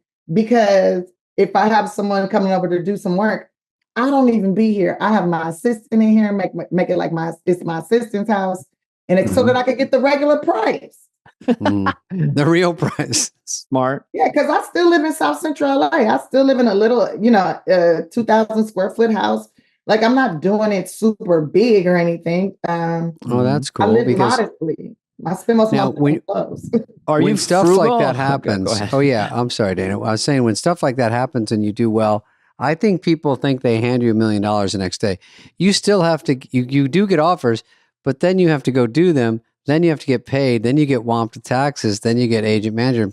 People forget like it's really hard to build a ton of money. It takes a while. The gross and the net. And just by the way, what you can talk to is your monologue was hilarious. I looked at it today when you hosted SNL, which you got the Emmy for, was all around this idea that everyone assumed as soon as Girls Trip hit, you got 20 million in the bank, Yeah. So I was paid the least amount out of the girls, right? Because I was the most unknown. And I didn't start seeing no real money till maybe a year or two after it came out. Maybe a year and a half after it came out that I started making real money. And like I did the Night School movie, and they're like, they're going to pay you $1 million. I'm like, yeah, awesome. This is great. And I'm thinking, yeah, $1 million. But like you said, taxes hit, and I don't got no kids, right? Then representative fees that hit. Then that's like bananas. Then, the parents fee, clothing. So I do these appearances or these interviews, and they don't pay you to do the interviews or anything, but you have to buy clothes, you got to pay for makeup and hair and all that. And by the time I'm paying for everything, the stylist, all that, I got like maybe 250,000 left. And then I have black tax. And I don't know if you guys know what that is. I don't. Nope. I want to hear though. There's some special black tax. They be saying, "Oh, black women are so mad." We not mad, or they be like, "They impatient." We not impatient. We the most patient. It takes hours. This hairdo took, hours. Looks great. Hours. I was very patient. Black tax though is when family members reach out to you for money, and they expect you to give it to them because we come from the same uterus, or we have the same grandma, or we was in the same foster home, so you should give me this money. We're the same town. We're in the same town. Doesn't take much. When I was homeless, didn't have nowhere to sleep, no nothing. You wasn't checking for me. Yeah. Not till I ended up like on the Carmichael show that they started like checking for me. Like, how you doing? What's going on? Kid, I hold 500. I need a whole 500. And then you like feel a little guilty. And you're like, yeah, here goes $500. Right. I'm gonna pay. You don't want to big time them.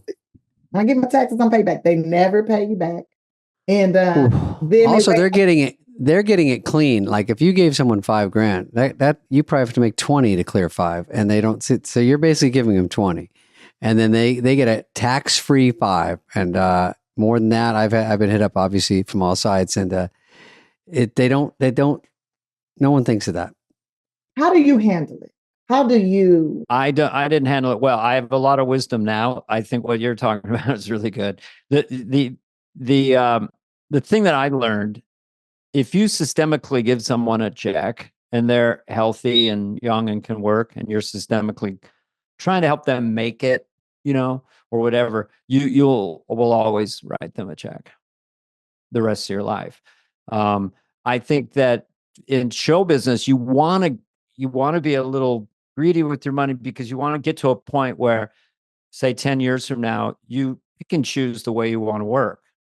And that, to get net dollars saved, I know we know these are first world problems, anyone listening, but it's personal what we do. And so you don't want to have to do a diaper commercial at 60 if you can help it.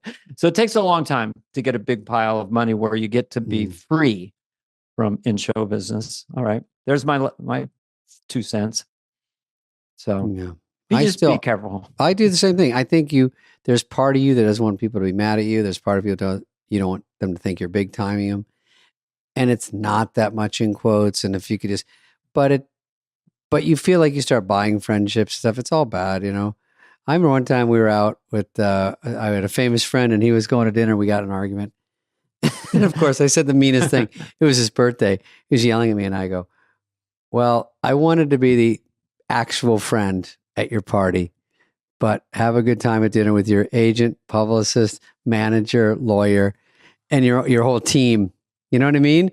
And it makes you think and go, they all had to go, you know, because it's his party and they got to show up once in a while. And I was just voluntarily going until we got an argument about it.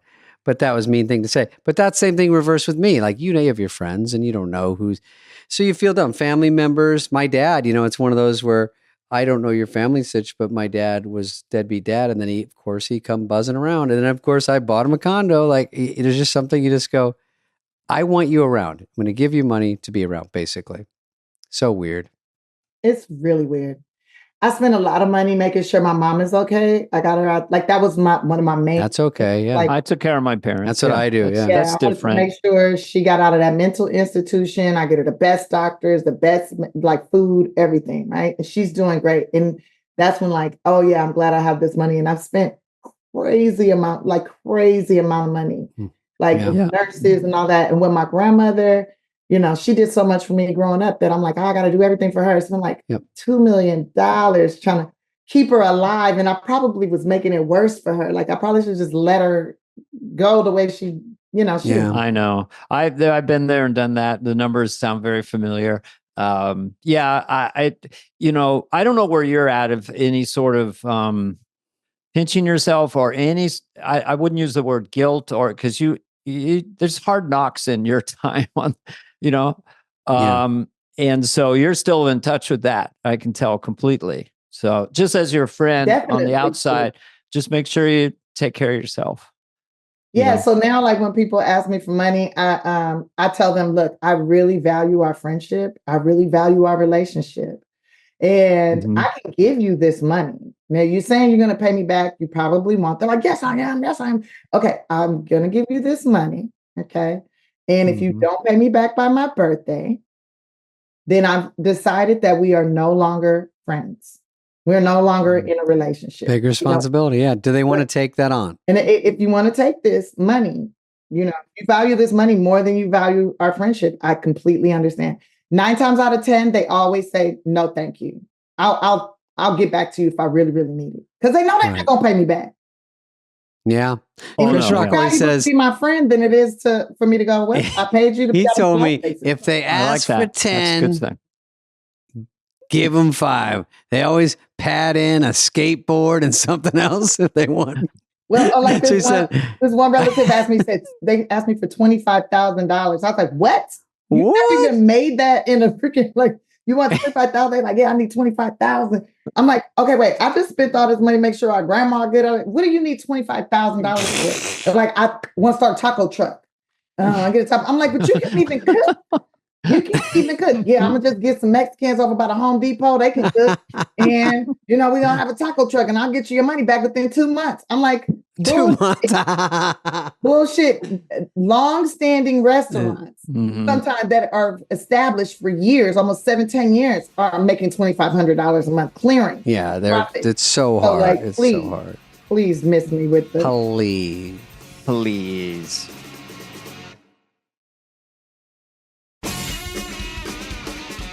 Well, that's good. You're doing good, and you're still out on the road. Is stand-up still your favorite thing, or you still always going to be my favorite thing. It will always be. I can't go more than 3 weeks without doing stand-up and not start having like mental issues.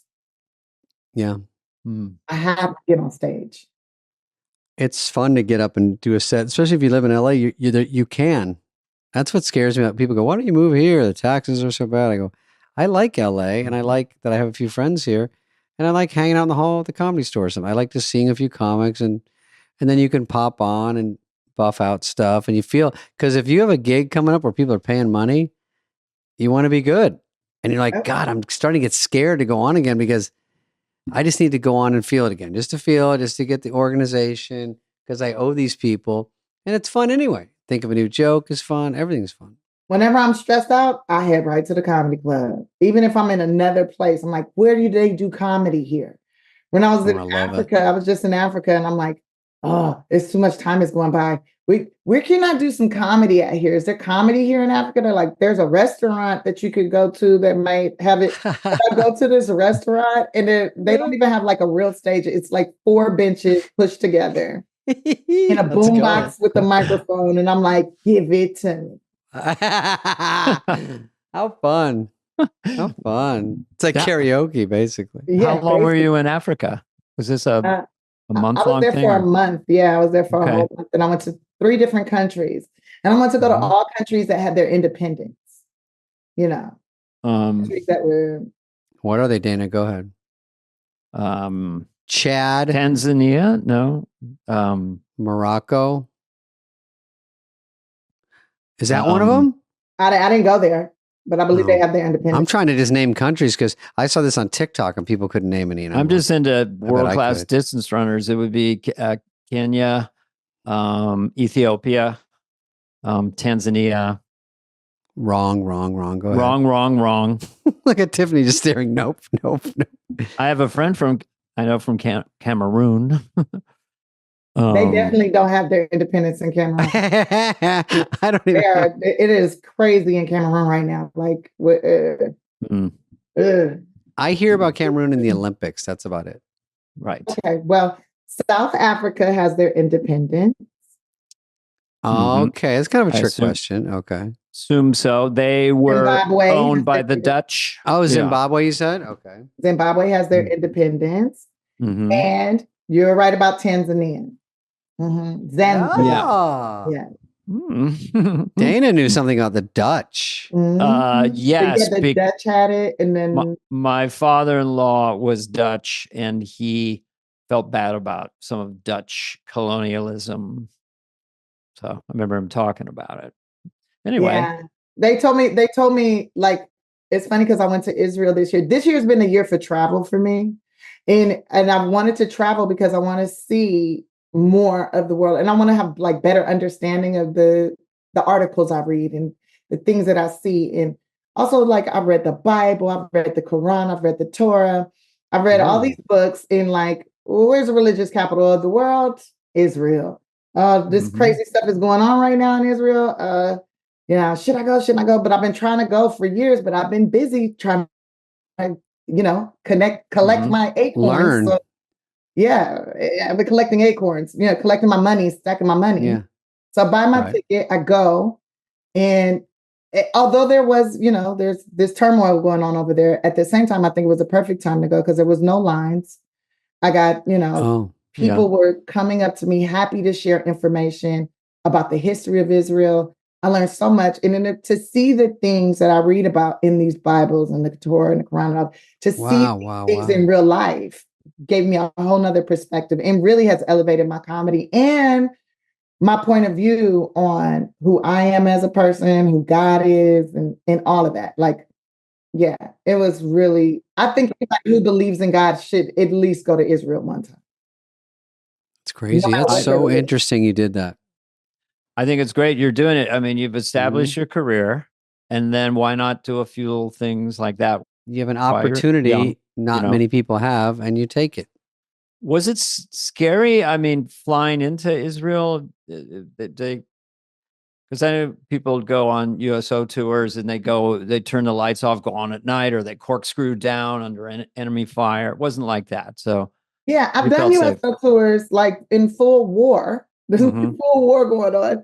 And I've done those tours and that was more scary because you could hear stuff from the airplane. You could hear that was more scary. Yeah. Being on a big old commercial airline flying in was not scary. Going through the airport was beautiful. I was like, okay. It's kind of pampered. You don't really, unless you know what's going on. If you were oblivious, you just think, I'm on a great plane. I'm on a great hotel. Yeah, and you would think like, oh, wow, there's no lines here. Where, it's nice. Barely, there's traffic, but it's not LA traffic. It felt like I was in California. The weather felt like California weather. Oh, really? I found hot springs and like just all this beautiful stuff. Like, oh my God, I went to Massawa. I mean, not Massawa. Massawa's in Eritrea, which is also very freaking beautiful, and they have their independence. But I went to Masada.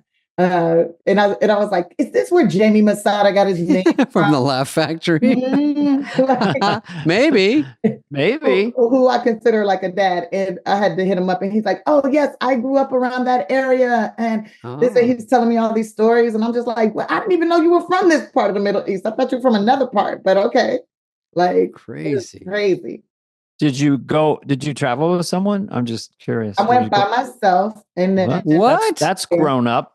That's very grown up. I went all by myself. And when I got there, I met up with a few people that I knew. So like Michael Rappaport was there. Oh, yeah. So that was interesting. It's fun hang, yeah, I'm sure. My friend Matthew Siegel was there. And one of the guys from Cheaters was there. And we did some tours together, stuff I did by myself. I wanted to find Black people. That was my other mission. Like, where are all the Black people? I know it's got to be Black. Where were they? It's in hot. Israel. It got to be some Black people here. If Black people believe in Jesus, it got to be some Black people. So I found a bunch of the Ethiopian and Eritrean Jews. I hung out with them. And then I found the largest diaspora, the largest immigration of Black Americans anywhere in the world is in Israel, in Dimona. And I kept telling everybody, I want to go to Dimona. I want to go to, they're like, no, you shouldn't go to Dimona. Why would you want to go to Dimona? That's where they keep the secret weapons. The nuclear weapons are hidden in Dimona. And I'm like, I want to go there. I want to go to Dimona. Take me to Dimona. Take me to Dimona. That sounds interesting. I got them to take me to Dimona. And it felt like I was in the hood, but not in the hood. Because like, they look like Black Americans. When they speak English, sound like Black Americans. But then they speak fluent Hebrew. And they're like all vegetarians. All of a sudden, like their kibbutz was like so beautiful and so dope, and just I was just like, it made me so proud to be a human. It just made me proud to be a Black American Jew. It just made me so proud and happy. Were you well known? Oh yeah, I'm very famous. Oh, all around the world. All around the world, internationally known. You know, it's funny because I had prayed to God to, give me a way to show these studios that I am internationally known and I could be in a film that's for international purposes. Right. And because I was told I wasn't internationally known enough. And then I took a nap in Beverly Hills. You took a nap in Beverly Hills? What? Took a nap in the car in Beverly Hills. The police came. Oh, that's right. Oh, yeah. You took a nap in Beverly Hills. That's right. That sounds like a chapter of a book. That probably got worldwide pickup. Baby, I was so shocked. My I made it. Full of it too. I was so shocked when I came home just a few hours later, how I was on KTLA, NBC, CBS, Fox, PBS, CNN. Yeah. I was on ESPN, I was like, ESPN, I'm not even an athlete. BBC World News. I'm like, like, this is kind of awesome. I prayed for a way to show the studios. I didn't know it was going to be like this, though. It was on African World News. And when I went to those places, when I went to Israel, when I went to Africa, everybody brought it up. Oh, so do you want alcohol? No? Are you good? Are you okay? Do you want a car to sleep in? Let's get her alcohol. I seen she fall asleep in car. Oh, that's what you like. Yes, she likes vodka. We know you love vodka. You love vodka. We love it so much. That's then all you we've drive read. and fall asleep in car. We love everything about you, Miss Tiffany Haddish. No, I don't know what accent that is, but sounds good. What was that story? Do you want to tell it? All I know is the broad strokes. You fell asleep in a car and you're fine. Yeah. So basically, I was serving food to the homeless all day at the Laugh Factory. Every year during Thanksgiving, they do that. Okay. Yeah. We served almost 3,000 people food and jokes, performed on almost every show. And I left there. And that morning, I woke up at 6 a.m. and put a pot of collard greens on, like cooked this food for my family. And so I left from the Laugh Factory, went home, got the pot of collard greens, got the two turkeys, went to my family's house, served them. And then I got a call from a friend that lives in Beverly Hills and Bel Air. That the chef, they had to fire the chef, and the food is, they don't have any food. Do I have any leftovers? And I was like, let me check with my family. Everybody had made their Tupperware. And I was like, yeah, I got leftovers. They said, can you bring it? I said, I can't be there till like 10. They're like, fine. I brought leftovers. They ate it all. They were like, this is the best grease, the best turkey, best. And then I did have a drink or two. I had probably 2 drinks. Yeah. I finished one. I didn't finish the second one. I fell asleep on the couch because I was exhausted, right? Something like that is being of service 19 years Too much. Yeah. Oh, yeah. I woke up. Somebody was like, this lady was like, you can sleep here. Oh. She's doing something sexy. And I was like, I'm leaving. You're not finna have me in the news 10 years from now talking about something I feel violated and all that. Nope, I'm leaving. So I took, some other people felt uncomfortable too. They wanted to leave too. So dropped them off at home. Mm-hmm. Oh, a drop off? Okay. More dropped work. some people off. This is exactly what I thought would happen before this incident. Go ahead. In my Tesla. Put it on autopilot because I knew I was tired. And the Tesla, the way it's set up, your eyes is closed. If your hands are off the steering wheel too long, it will pull over in such a way to get you help because it thinks that you have, something's wrong. Incident. Mm-hmm. Yeah. So it pulls over. So it parked perpendicular to the sidewalk as opposed to parallel, and had my ass out in the street. Wasn't at a light or anything like that. And I had been there for quite some time because the car had turned off. The police thought I was dead in the car because I was like this. Like leaned over. Like they said I was slumped over the steering wheel. To me, that means you like you leaned over. Yeah. I was just sitting and my head was down. Mm-hmm. And they thought I was dead because I didn't respond to them knocking on the window or whatever. And so the ambulance was there. And I heard them talking. Oh, and the talking, I opened my eyes and looked over and they were like, oh shit, she's alive. How scary people it is there. You don't even know where you are. Yeah. And I was like, oh, damn. And then I thought that was another prayer being answered because I had prayed to God to send me a handsome man with his own career that, I didn't have to be like, that he could tell me interesting stories. So I'm thinking, this is God sending me my prayers. And they started asking me questions about drinking. And I was just like, you know what? Like, just take me to the police station. Let's just go to the police station because that's what I've learned, just, blowing that breathalyzer. Don't do BJs in the streets. So. I'm sorry, what? What? So your prayers were answered because the arresting officer was very handsome? Is that what you meant? I'm sorry, I missed that. Oh. Yeah. So you wanted to hang out. So was the EMTs that, took my vitals and said my blood pressure was normal. I was like, good. I've been working on that. That's great. Okay. I got a physical. I got an $1,800 physical and, thousands of dollars in some community service on, letting these studios know that I'm internationally known. Yeah, nice. Was this ever really explained in the media, what you just told us? No, that I blew a .03, no. Yeah, and then you were just purely exhausted. You were in an AI car that assisted you. Yeah, that saved my life. That potentially saved my life. Yeah, and I'm so grateful. Like I know a lot of people don't like Tesla or whatever, but I appreciate and I'm grateful that car exists. What it's trying to do. Yeah, it's a good. So you blew a .03. That's not illegal. That's like is it? one drink. That's totally legal. .08. What is it? .08. Yeah, used to be one. Something. .08 is not. You're not slurring or falling down. I wasn't slurring then either. No. And yet it went global. What was the headline that did it? Were you like shocked? Yeah. What did it say? Tiffany arrested for another DUI. And the first DUI, which I want a hearing for, I want a trial. I want a trial because I was walking into my house. Oh. But weed is illegal. Weed is? Illegal. Isn't weed legal? Georgia, and not in Georgia. Oh. Just wait long enough till weed's illegal everywhere and then go to trial. Weed is really doesn't hit the ear as something scary anymore. It's like people just go, huh?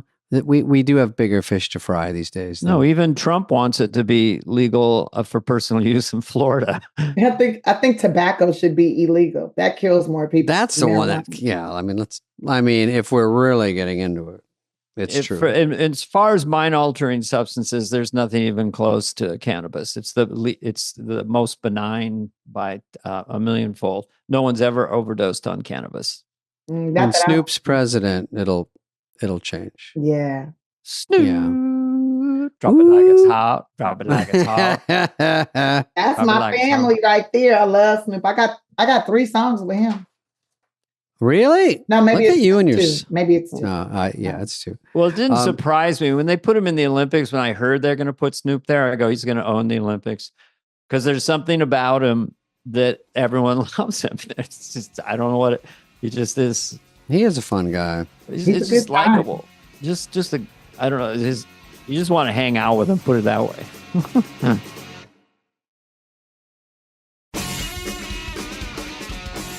What about before we got to let you go in a second, but this last OG. I'm here for it. We can hang out, guys. I have nothing else to do. We have a question for you. I just want to hear about Tracy Morgan because he's so funny. And that show, the OG. What was that? Oh, TBS, the right? last OG on TBS. Yeah. Yeah. Yeah, and he had to be kind of fun to work with, right? Didn't you work with him? We were not the same overlapping years. I just know him a little bit. I hosted but it when he was there, and he's a character. Yeah, Mr. D. He called me Mr. D. It's not getting easier, Mr. D. Not getting easier. I did Oprah with him too. Yeah. And did you guys have fun? Yeah. Yeah. It was Chevy Chase and me, Tracy, Tina Fey. This is before the accident. Yes, but he had a kidney transplant or something, and they put it in the front. And he was patting it. It's just an open book. He's just. Did he tell you that it was his girlfriend's kidney? And then I think so. Yeah. And he goes, "It's right here." I think that's a jinx because that happened to George Lopez, right? George took his wife's kidney, and then they got divorced. It's bad when you say, "See you later, sucker." I know. I mean, it's a tough one because talk about a non-guilt-free divorce. I mean, I know. You just go to the doctor. Did it take? Yes, it's good. I'm fine. I got to make a call. It's over. Babe, we've been having problems. So are you actively? I enjoyed working on it. I learned a lot about myself working on that show because I was mostly the straight man. So that being the straight man. You the straight man. It's interesting. I was a straight man. And it was not the easiest because I want to crack jokes. It's hard. I did it in the wrong Missy. It's a little difficult. Be boring, Tiffany, and just do what they write. Just do what they write. And then I would say after like 3 or 4 episodes, I was like, oh, okay, I got the hang of this. I can do straight man stuff. Yeah. Straight man is valuable. It's necessary. Yeah. But I don't know why. Well, anyway, they cast you and whatever. But it seems like they're wasting a whole quadrant of ability. Yeah, you got a lot of. It's very rare. A lot of people can act. Yeah, but you know how this world is. Like it's. They just want you. It's Well, also just like it's not my show. It was his show, so it's for him to shine. It's for him to be funny. Right. I am just a little squiggly line in the drawing. Did they ever say these words? The name of the show is the Tracy Morgan Show. No, it's not the Tiffany Haddish Show. No, I've had they never had versions of that along my career. They never had. He might have said it, but they didn't. Remember, you're on my show, okay? All right, my show, Tracy Morgan show. We're gonna get Emmys. All right, this is why we're doing this for the Emmys. Well, and behave yourself, or I'll get you pregnant. Okay, I could get you pregnant. That's a good threat. Behave yourself, or I'll get you pregnant. That's a comedy album or something. No, he didn't say it like that, but he did used to joke about getting me pregnant, and I used to laugh and be like, "Your son is more my speed." Oh, his son was like 30, 32. Oh, 30. Hot. Mm-hmm. He's all right. All right. Don't give away your cards. But I think TBS in their head is like, we have Tracy. If we could get Tracy and Tiffany, it's just more potent. It's a great poster. It's great. And it's not a bad gig and blah, blah. So yeah, I've done a million things like that where you're just, sometimes you're the one they're writing for, sometimes you're not, but just one more thing along the way. I am fine with being the not funny person in something. I mean, according to the internet or to some people's opinion, you know, she's just a pretty girl that's loud. I love it. That's fine. And I just don't know how many female comics have done what I've done. You've done a lot. Who just that you're batting her eyes. When you're a little girl, who are you watching and seeing that inspires you? I'm watching Whoopi Goldberg, who like I used to think was my actual birth mother, and she just brought me up crazy lady. Whoopi, because she has to live for the purpose of making people laugh, and she's going to come back and get me. Lucille Ball was my favorite to watch. Lucille Ball, Carol Burnett, Thea Vidal, Marshall Warfield. I worked with her a lot. I did a comedy competition with her in San Francisco, which she won, by the way. Of course she did. She's hilarious. She is a force of nature and brilliantly funny. Yeah. Very funny. And I mean, and then there's the George Carlins. There's a lot of men that I watched, but for women, that was like my thing. Christina Applegate was so funny to me. Like, oh wow, that's true. Married with Children. Yes, I had to make sure I watched Married with Children. Oh, that's great. She'd love to hear that. Because I was like, I have to learn how to be that girl because I am that girl. Like I'm not the smartest girl. So I got to learn how to be that and still get what I want. Like yeah. Also, Don't Tell Mom the Babysitter Was Dead was a great, funny, weird movie. When she was on, we talked about that, right, Dana? Yeah. So, and as someone said the other day, they watched it with their kids and they're like, oh, we won't be watching this with the kids because you forget some of those old movies like that are so raunchy because there was no PC police and it just would kill. And then you go later, oh, take that out. Yeah, that's not politically correct anymore. No, on reruns. How like comedy doesn't live forever. Like the Three Stooges was so funny to me. I used to definitely beat up my sister, not on purpose. We were playing Stooges. Like yeah. But like if you watch that, like if you put that on now, people be like, oh no, that's teaching the kids how to hurt each other. That's violence, and you know. And I'm like, no, it's white on white crime. I'm learning. The big thing is you say, our kids so much better now. They've had 30 years to change everything. Is it way better now? I don't think so. It's all just different. They're even more violent. They're doing we didn't have Call of Duty. How about that? More violent. We didn't practice gunning people down. Shootings when I was a kid. Right. In the 1900s, there weren't school shootings. There might have been a shooting down the street from the school. There was fights. Yeah. Yeah. I think it's really hard to be a young person. When you talk bad about somebody, you had to watch your mouth because when they say, don't let your mouth write a check that your ass can't cash. That's right. And you used to be able to tell people somebody else for talking crazy to you. Now, if somebody talk crazy to you, you hit them first, or they hit you and you beat their ass down to the ground. Now you sued. And you going to Yep. Oh, anyone's ready to sue anyone for anything. Yeah. Mm-hmm. Yeah. This lady wanted to sue me, said I was stealing her life. Well, that's a tough one to prove. That's a new one, Your Honor. Yeah, that's a new one. The theft of my client's life by one Tiffany Haddish. She stole my life. She stole everything. Everything that Tiffany Haddish has been through, she stole that from me. She making it. I'm like, well, here's my social worker if you want to talk to her and all my foster care files. Here's my files. What? If you want to catch those rapes that I caught, you can catch those. You can have those too. Also, you can have all these miscarriages. You click every box. You can have all this shit. Every time a man ever hit me in the face, you can have that. You can have everything. You can have all of that. And the good. Take it off. The reason we're laughing maybe not the is exact same. Yeah. Tiffany is pulling things up and doing an act out. It out. We're not laughing at the idea of it, but I just feel when I... Oh yeah, I forgot this is just audio. My bad. You're just... but no, it is funny. It's fine. But you seem... well, I found this interesting. You do a special It's called She Ready. Then you produce one with other comedians called They Ready. I mean, who does that?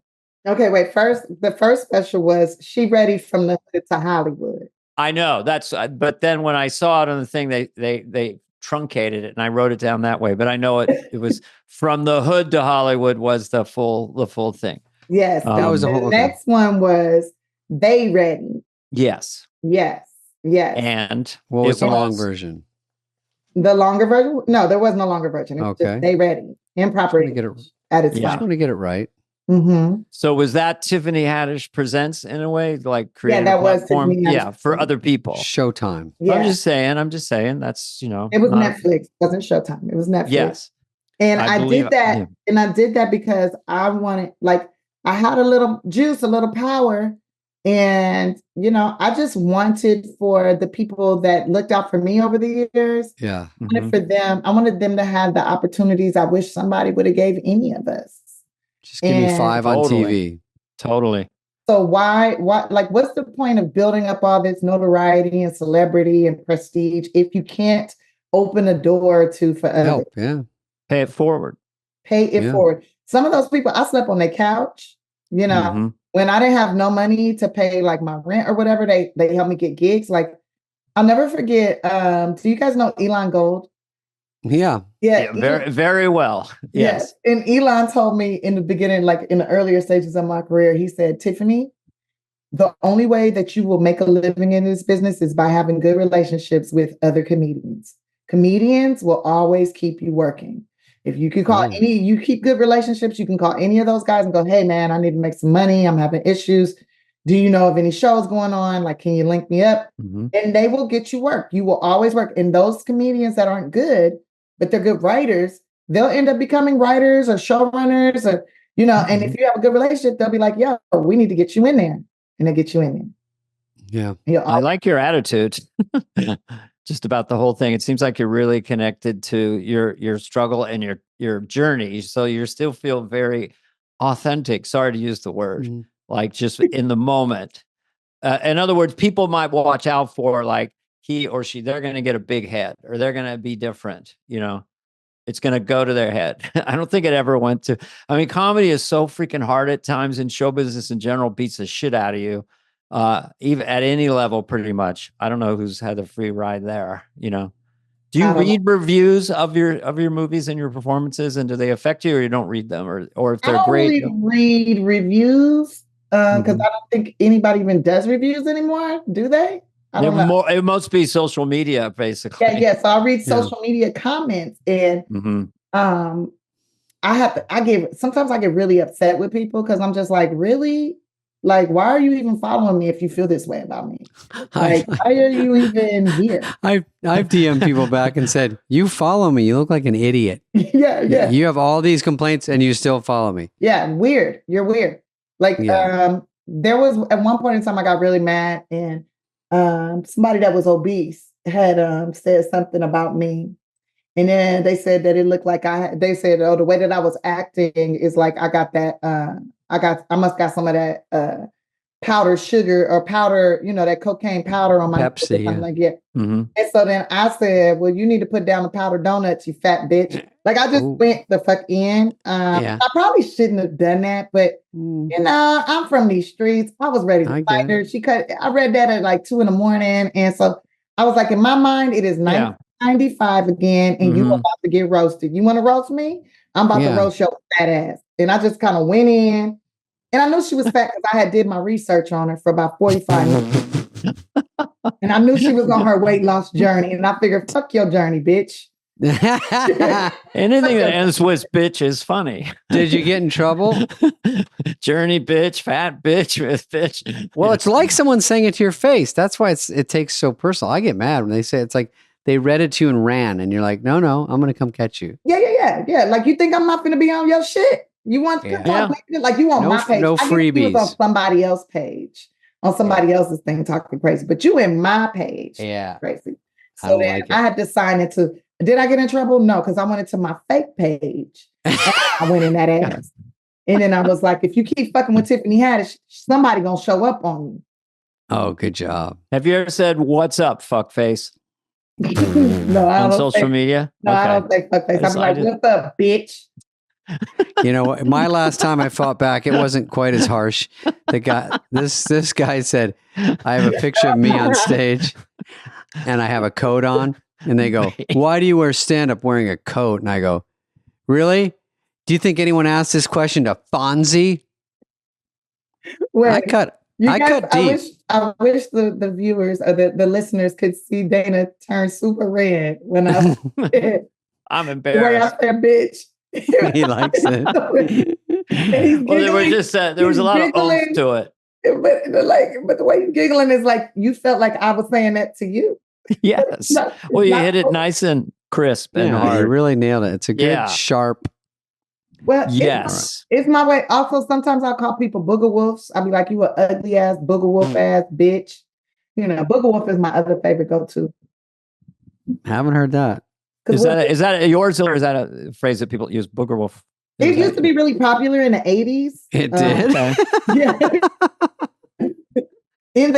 See, you guys aren't black, so you don't know this, but in the black community back in the 80s, 90s, booger wolf was the thing to call somebody. And it's like, you know, they're so ugly. Their attitude, their everything is so ugly that there's like, you know, they're like a wolf. It's a hideous thing. I go back to coming out like booger wolf. You're a Fred Wolf. I went back to Sammy Davis Jr. I think he would say, "What's up, Jive Turkey?" I don't know Turkey was who said real Jive cutting. Turkey first. I think JJ Walker. Is Jive Turkey still around? Good times. No, but Wild Turkey is. But let's bring back Jive Turkey. I mean, Jive Turkey was only for like that's only like when you want to like make reference to an old uncle or something. You know, He's a real jive. I've said Jive Turkey, not even joking, 3 times in the last 2 weeks. It's so funny to me. It's such a funny phrase. It really is. Yeah. So what is that? A turkey that dances? I don't know. I tried to invent a catchphase once. Go ahead. Just a non sequitur. When 4th grade, everything was like bitching. Bitching was up and all that. So I started saying to all the kids, out of sight, man, that's out of sight. And it took me like a month and everyone was saying, that's out of sight. Sorry. You didn't start out of sight. I started out of sight. 1965. Tiffany, before I let you go, I started, she ready. She ready. Oh, she ready. Yeah, she ready. You started blank, blank, blank, bitch, whatever it is, end with bitch. Booger wolf ass bitch. Yeah. Booger wolf ass bitch. I met Tiffany I'm just with getting Fred a little Wolf. punchy at this point. Yeah. But every time you say bitch, I'm going to laugh. I don't know. I'm just getting a little. Anyway, it's we have to read ads or something, but yeah. Thank you, Haddish. Tiffany, and thank you for talking to us. And you're so lovely. I like that you're doing all this stuff, and it just adds to your smarts. You're just someone going out there feeding their brain. It's very nice to hear that. It's something that people talk about doing or think about doing. Not everyone does it. I don't do it. I want to evolve as a human. You know, this is the only life I'm living, and I want to. I know it's such a good, inspiring thing. I can't. Well, it is great to have stand up as an outlet for that, because you've always done sort of you on stage and talked about you. So it's interesting to take all these lessons you're learning and experiences, and then make a kick-ass stand-up special and say, Dave Chappelle, follow that. And then I would never say that to Dave Chappelle. No, I know. I said it because he's the GOAT. That's why I used him, ironically. You know.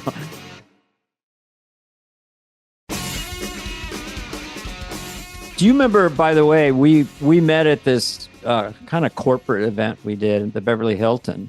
Yeah, that was Casa LA. Casa LA, and it wasn't corporate. It was It was a foundation. It was a charity. Charity. Sorry, yes. But it was tables, and then you're going to open for me, and they said Tiffany Haddish. I said Tiffany Wattis, what? And then I went out and I said, I'm going to go look at my notes because I knew then. I thought, I don't know if A Star Is Born or is that before Girls Trip or you'd had acting jobs, but I didn't really understand. But yeah, you were a star. Yeah, that was right before Girls Trip, and I had acting jobs. And all I did was talk about being in foster care. Yes, that was the connection to it. It was personal for you, but it didn't surprise me later when Oh, she's a star. I always go by people. One metric is like who you wouldn't want to follow. Like I wouldn't want to follow Dave Chappelle. I wouldn't want to follow you. Some people go, I can handle Dana. That. Is that why you didn't take me on the road with you, Dana, when I asked you? Did you ask me to go on the road? Because I don't really go on the road. And you were like, you got really awkward and you turned red like right now and you kind of giggled. Yeah. And we'll look into it. I remember that. And then I got you in a headlock and I was going, come on, bitch. You got me a noogie. Yeah. We'll look into it, buddy. He doesn't go on the road with me. He's the worst. I like doing stand-up, but I don't like to travel. That's the problem. No, that's the part that sucks. No, I'm working on that. I've been watching YouTube videos on how to manifest teleportation. So, oh boy, when I get that down, I'll be the GOAT for sure. Yeah, tell us. We will, when you can teleport yourself to someplace else on Earth, please come back. Yeah. Oh yeah, I'm going to teleport myself into your office right now. Boing. Oh shit, I dream of Jeannie. All right, Tiffany, we'll talk to you later. Thank you for doing this. It's been Thanks for the laughs. Be well. Thanks for the laughs, honey. This has been a presentation of Odyssey. Please follow, subscribe, leave a like, a review, all the stuff. Smash that button, whatever it is, wherever you get your podcasts. Fly on the Wall is executive produced by Dana Carvey and David Spade, Jenna Weiss-Berman of Odyssey, and Heather Santoro. The show's lead producer is Greg Holtzman.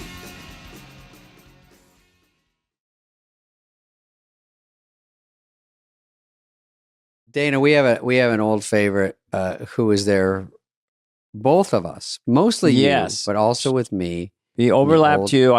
5 years with me, and then you a year. Jackson, Victoria, the lovely. one and only Victoria Jackson. Mm-hmm. We had a great chat with her. She is so fun and bubbly, and I think very memorable from the show because we all sort of had a crush on her. She's very nice, very sweet.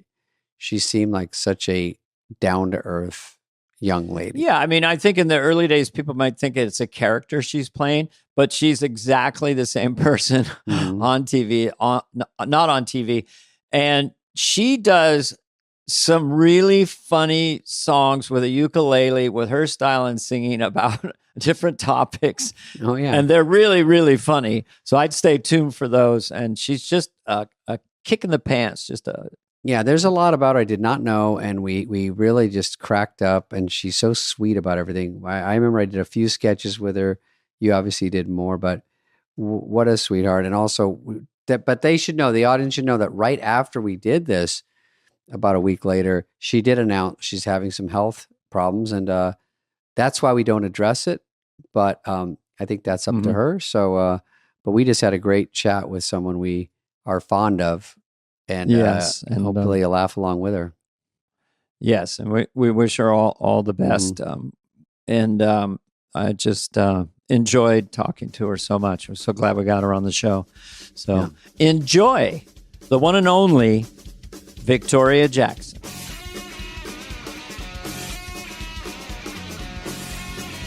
Don't mind my scruff. Don't mind my age. Age? You don't have a line in your face. I don't know what I want to meet your dermatologist. I have a ring light and I have a filter. And you have a filter too. Oh, you look great. I couldn't afford a filter. This is raw. I can't afford a ring light. I just lit my room on fire. This is just raw. It's got a nice glow. I love you guys' show. It makes me feel 28 again when I listen to you guys. Really? Okay. I'll try to make my voice young. Well, isn't that special?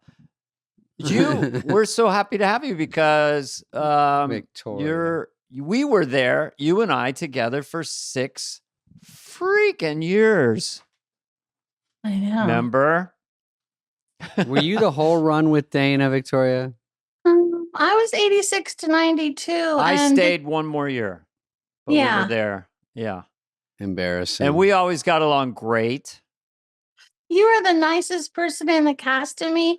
When David came, he was with Spade and Farley and Sandler all the time. So I didn't get to see him that much. But right. when he first came, he asked me to be in a picture with him for his mom.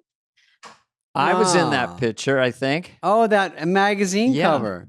It was very sweet. You were so sweet. How much you loved your mom.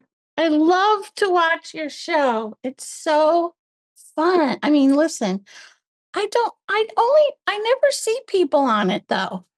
I just hear them. Well, we have a second podcast we called it Superfly. Sadly. That comes out on Fridays on YouTube. Yes, I watch it. I saw Lovitz on it.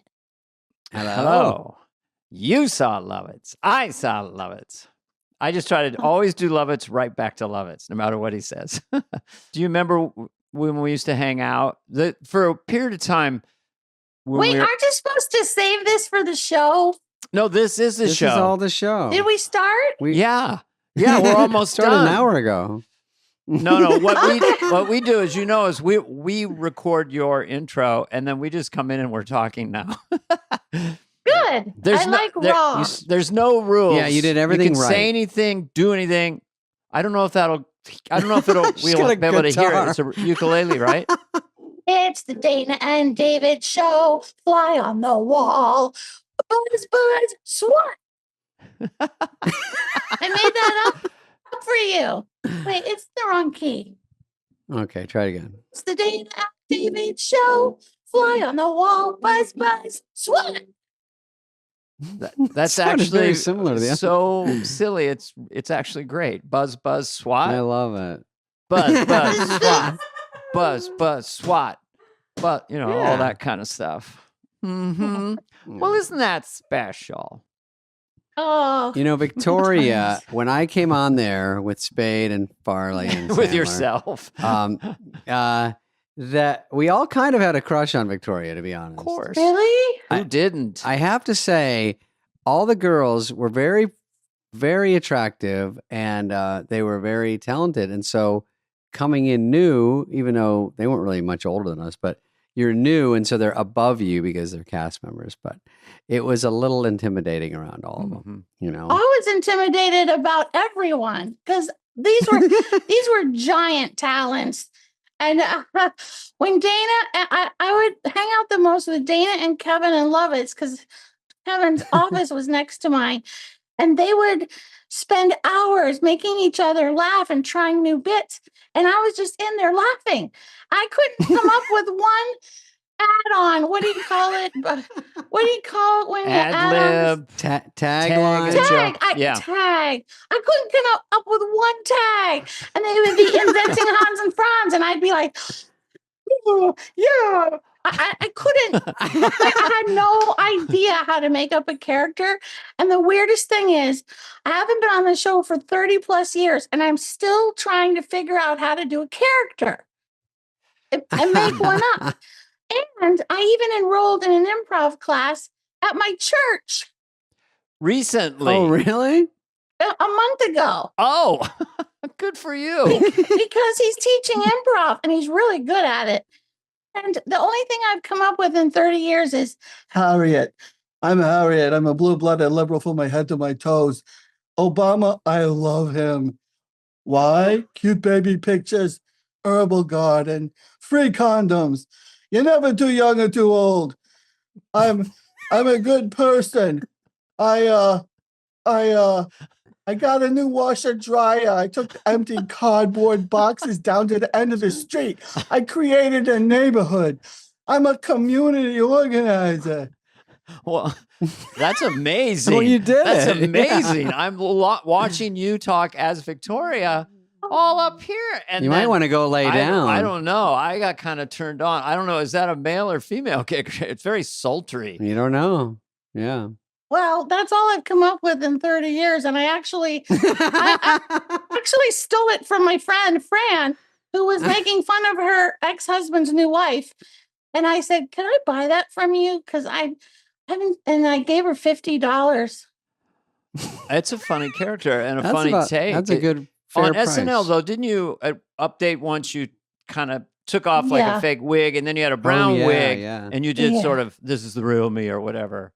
That was the same low voice, but not as low as I just did. But that was because I was getting tired of being typecast as the ditz, even though that's the strongest. I'm good at that, Yeah. And so, and also Jan and Nora were always being mean to me. And I thought, and I kind of smushed it all together. And I was like, I felt like people wanted that. They wanted to see the real me. I was like, okay, shut up, Dennis. I was like, I could be like that if you want me to be. I'm trying to be a nice person, but Christ, she turned on me like a rabid Wolverine. Hey, that was perfect. Okay, yeah, Miss Vic coming on with the heavy duty artillery tonight, huh? Okay, what do we got? Some kind of high pitched character was going to do a handstand on the desk tonight. Is that our move? Oh, I can't do them anymore. I did my last handstand stuck it at age 60. Stuck it. You're 60? You don't look 60. No, I'm 65. I just enrolled in Medicare.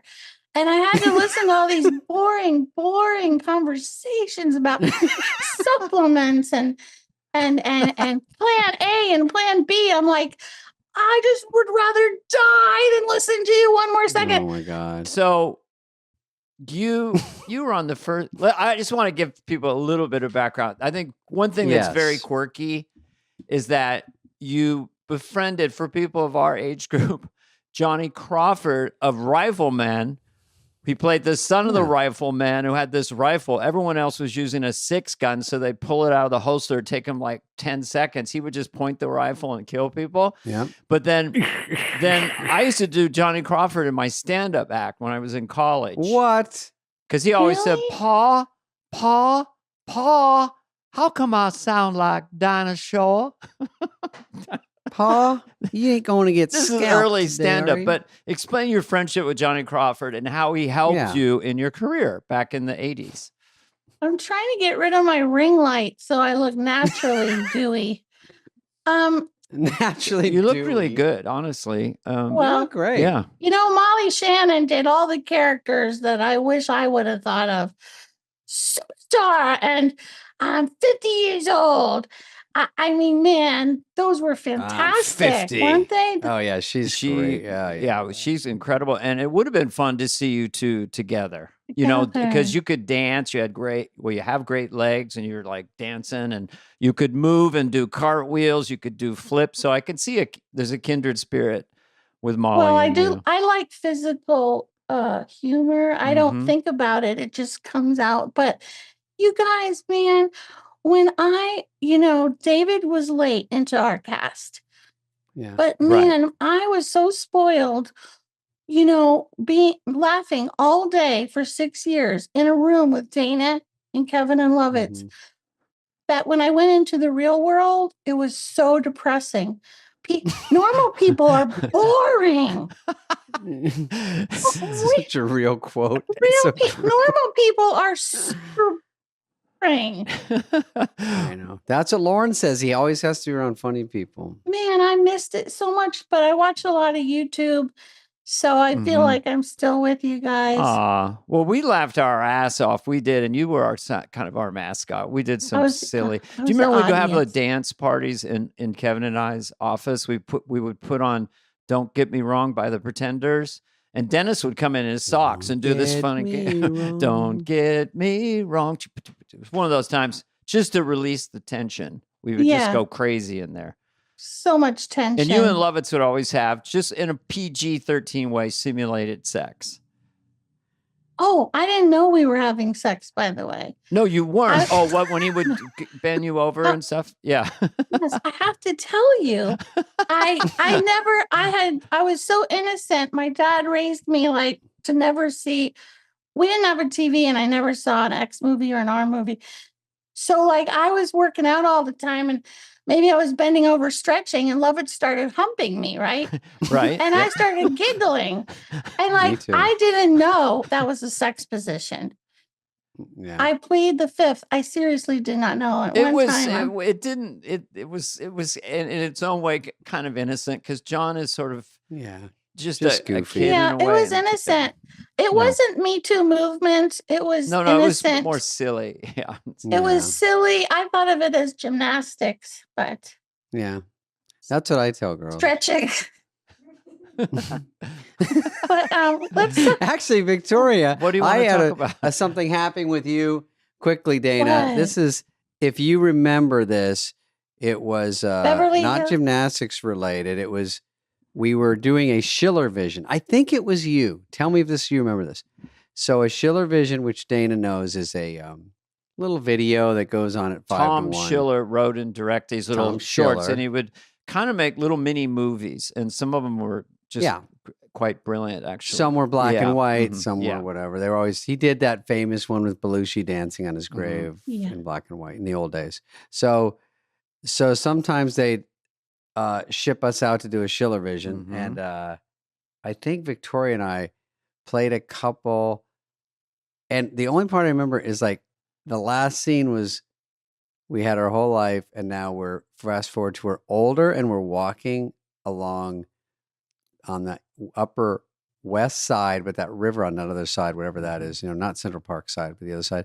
And we're walking along, and then things are going well, but like a nuclear bomb drops on my head. I don't. And right, like a. I have no You memory probably of don't that. remember this. Okay, so Dana, I don't remember I have that. a bad neck Yeah. already, and Oh, this and they is did this the is fake part of nuke it. on your I'm telling head? you. Oh, yeah. They drop like a fake looking bomb that looks like a Not missile. good. And they have a guy in a ladder about 10 feet up. And even though it's made of plastic, it's kind of heavy. It falls square on my head, and then I fall over and die in the scene. And it hit me directly, jammed my spine down into my coccyx. And it's just bad for your neck. And we kept doing take after take. And I didn't want to be a puss, and I didn't want to complain like anything when you're on a set. But I remember I kept going, this hurts so much, it jams my neck down. Even though it's light, but when it falls. And now you have neck issues. Yeah. And I still have neck issues. And so for some reason, I blame Victoria. What? I don't even remember the sketch, but I did. What? Well, as far as injuries, it wasn't there your was fault. one I'm time, kidding. it just is in my head indelibly, running behind Victoria. We're running to do another sketch. It's all dark. There's wires around. And Victoria did a massive pratfall. But I think you knew how to fall, or you rolled or something, and you got up, I don't remember that. But I remember Dana backstage. I was doing my first impression, Roseanne, and they never let me do any. And I went to Smigel and I said, why don't I ever get to do any impressions? And he said, because you're nasal. And I said, well, is there any celebrities who are nasal? And he goes, Roseanne. And I go, yeah, couldn't she kind of talk like that and everything? And he goes, yeah. And so he wrote me my first impression, and I had a fat suit on and a wig. And I said, Dana, I'm so nervous. What if I slip into Vicky in the middle of it? What if I slip into myself? And Dana goes, cup an attitude. And I was like, I still don't exactly know what that means, but it was the sweetest thing. It was like we were on a football team together, and our whole lives depended on it. And he was like my cheerleader. He was like, Dana was so kind to everybody. Yeah. But, I think I got mean later. I think it's just fake it till you make it. Go out. I got this. Just fake confidence and go out strutting. I'm Roseanne freaking Barr right now. Yeah. Just reverse the fear. Oh, that's and plus the best guy you're asking, and he's right there helping you, and he's so good at it. I remember I put a poster. What? Go ahead. You nailed it though. I remember you going out there. And I remember you did great. Oh, thank you. And then they let me do it a couple more times. They let me do it with Roseanne. I was with Chris Farley and Tom Arnold and Roseanne. Yes. And then I got to be Zsa Zsa, darling, I vote all over the world. And then I got to do other things. But man, it was so exciting and scary. And we always thought we were getting fired. But I didn't know Dana was afraid because he was the star, before. And then when I found out Dana was nervous too, I was like, I never knew he was worried about getting fired. I was lucky because accidentally I got the church lady. And if I'm not mistaken, I did it on the first show. And were you my first guest? Yes, I was Jenny, the church girl. Yes. And so you came out and you were perfect in that. And you did this whole lament of, church lady, I go to pray and I do this. And all of it was beautifully done, totally sincere. Now, I was incredibly nervous. This is our first show. Yeah. But you said this whole setup and I pray every night to Jesus, whatever. And then well, isn't that special? And got a huge laugh. And that relaxed me. But that was you. You set that up. No, I was a good straight man for the church lady, definitely. Well, that's a hard job, though, to do it right. You got to nail it.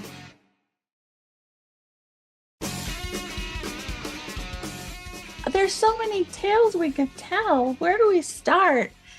I think it's great that Smigel, when you win over Smigel that's really hard. I used to try to talk Smigel into doing stuff, and he's so busy and everybody wants him to write. He's very tough to get on your team. And to have you say, what about Roseanne? You do a little piece of it and he kind of hears it and he goes, yeah, okay. And then you get to do it and he probably helps with it. And then you're in there and that's great. Because I remember one with Farley. Were you guys on the couch? And he's like all nervous as Tom. And you guys are like, I can't remember what that one was, but of course that's. And in Hans and Franz, they put me in that. I got my cellulite sucked out and I showed everyone my tattoo on my butt as Roseanne. Oh, right. That's right. Yeah.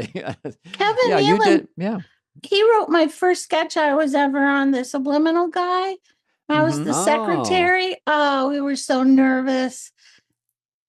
And hey, we got to talk about Alec Baldwin because he was on Fly on the Wall and he said my breasts looked like garbage cans. Wait, what? You remember? Yeah, what? Yeah, what did he mean by that? Yeah, that's what I want to know. I think he meant big boobs, and but not garbage can. I don't know. Who describes them as garbage can? Well, the kind that you push out in the morning, the green ones. Okay, I think he's mad at me because in my book I wrote that when we were on the set, I had to kiss him a lot. When he was playing Marlon Brando, and I was the 50s girl in a tight sweater on the back of it, and we had to kiss. Then we had to kiss in that other scene where Alec kissed everyone, even the dog, remember? Oh, that's Green Hilly. Yeah, I was the French maid. So we were doing a lot of kissing that week. And Dana says that I had a crush on him, but I don't remember it that way. Well, what I remember you saying, because it was so specific, was that the second time he came in, you just sort of, it was a non sequitur. I'm not going to do it. I'm not going to do it this week. And I said, what? And he goes, I'm not going to fall in love with him. But you didn't mean really in love with him. But, he has piercing blue eyes. Yeah. And so that by Friday you'd probably rehearsed the kiss. And no, didn't. Sorry. I didn't make it. Fell in love with him again. What was with all the kisses, though? What, did you not like him or something? Is that what happened? Well, I sort of liked it because my fire eater husband at the time wasn't kissing me or hugging me. And I was desperately, desperate for some. I remember the fire eater. Physical affection. And I did enjoy all the kissing. But what do you want to stuff fire in your mouth were again? You talking about Nissan for a second? Yeah. When my headphones popped out? Oh, yeah. So he was a fire eater. Yeah, my husband, the fire eater. And there wasn't much call for that. So he worked about once a year. And he made about $100 a year. Things slowed down. I saw...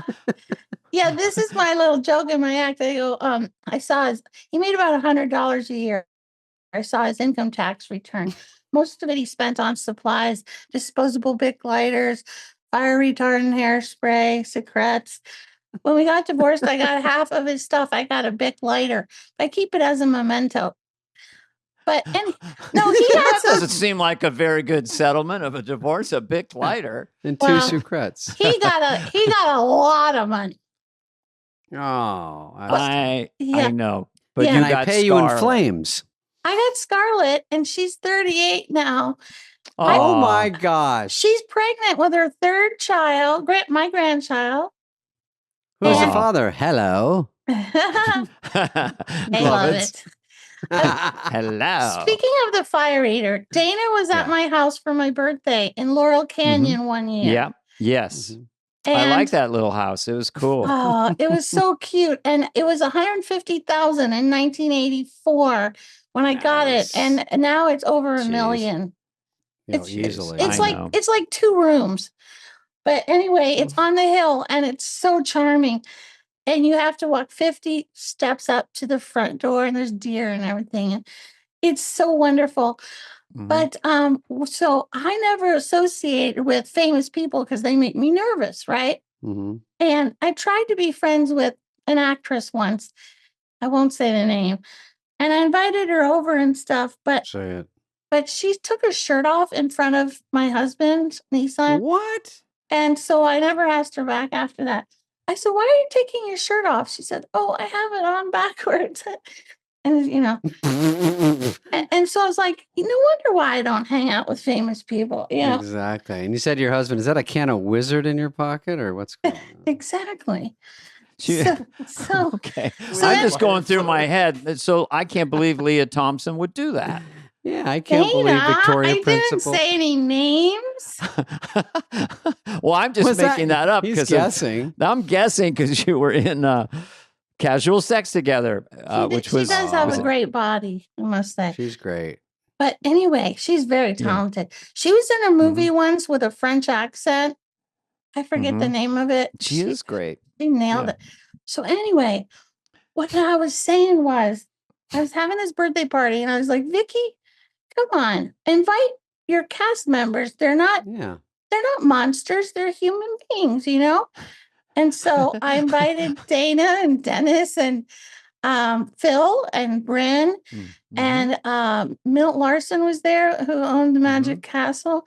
And he gave me my big break to do stand-up at the Variety Arts Center where I got discovered for Johnny Carson. So he was there. And Robert Downey came because I had just done the Pickup Artist with him where I had to kiss him a lot. And it was so funny. He came with a guy. They came in the front door. They slowly walked through my whole house. I'm like, do you want a drink? Do you want a drink? Do you want anything to eat? And I was so proud. I had a bathtub full of ice and drinks. I thought that was so clever because I never hosted anything. I'm like 28 or something. And Scarlett was 2 years old. And she's 38 now. She was 2. She's in the bathtub too. No. And so Robert Downey slowly walks through the house, but kind of like a king. Very slowly. He looks around and then walks right out the door. Oh, no. And I was like, I've always been wondering, maybe there was no drugs. Maybe there was no one. I don't know. Anyway. And I think Weird Al might have been there. Oh, yeah. You're friends with Weird Al, right? Yeah. I still have a crush on him. Oh, look at that. I remember with you and Weird Al together a lot. Oh, here comes a song about it. Okay. I love Weird Al. I always will. After I die, I love him still. He should have married me in 1983. But what did we know? What did we know? I love Weird Al. I always will. After I die, I love him still. How do you like that? You should have put like your songs. I fell for fire instead. There's a purity to that. You know, there's a simplicity to that kind of, it has a charm. Your stuff's all charming. Well, that threw me back to Weekend Update. Yeah. Oh, I got to show you my handstand in Paris. My last handstand was 2 years ago in front of the Eiffel Tower. I got to find it. But anyway, okay, so here's back to my story. Dana and Paula are at my birthday party.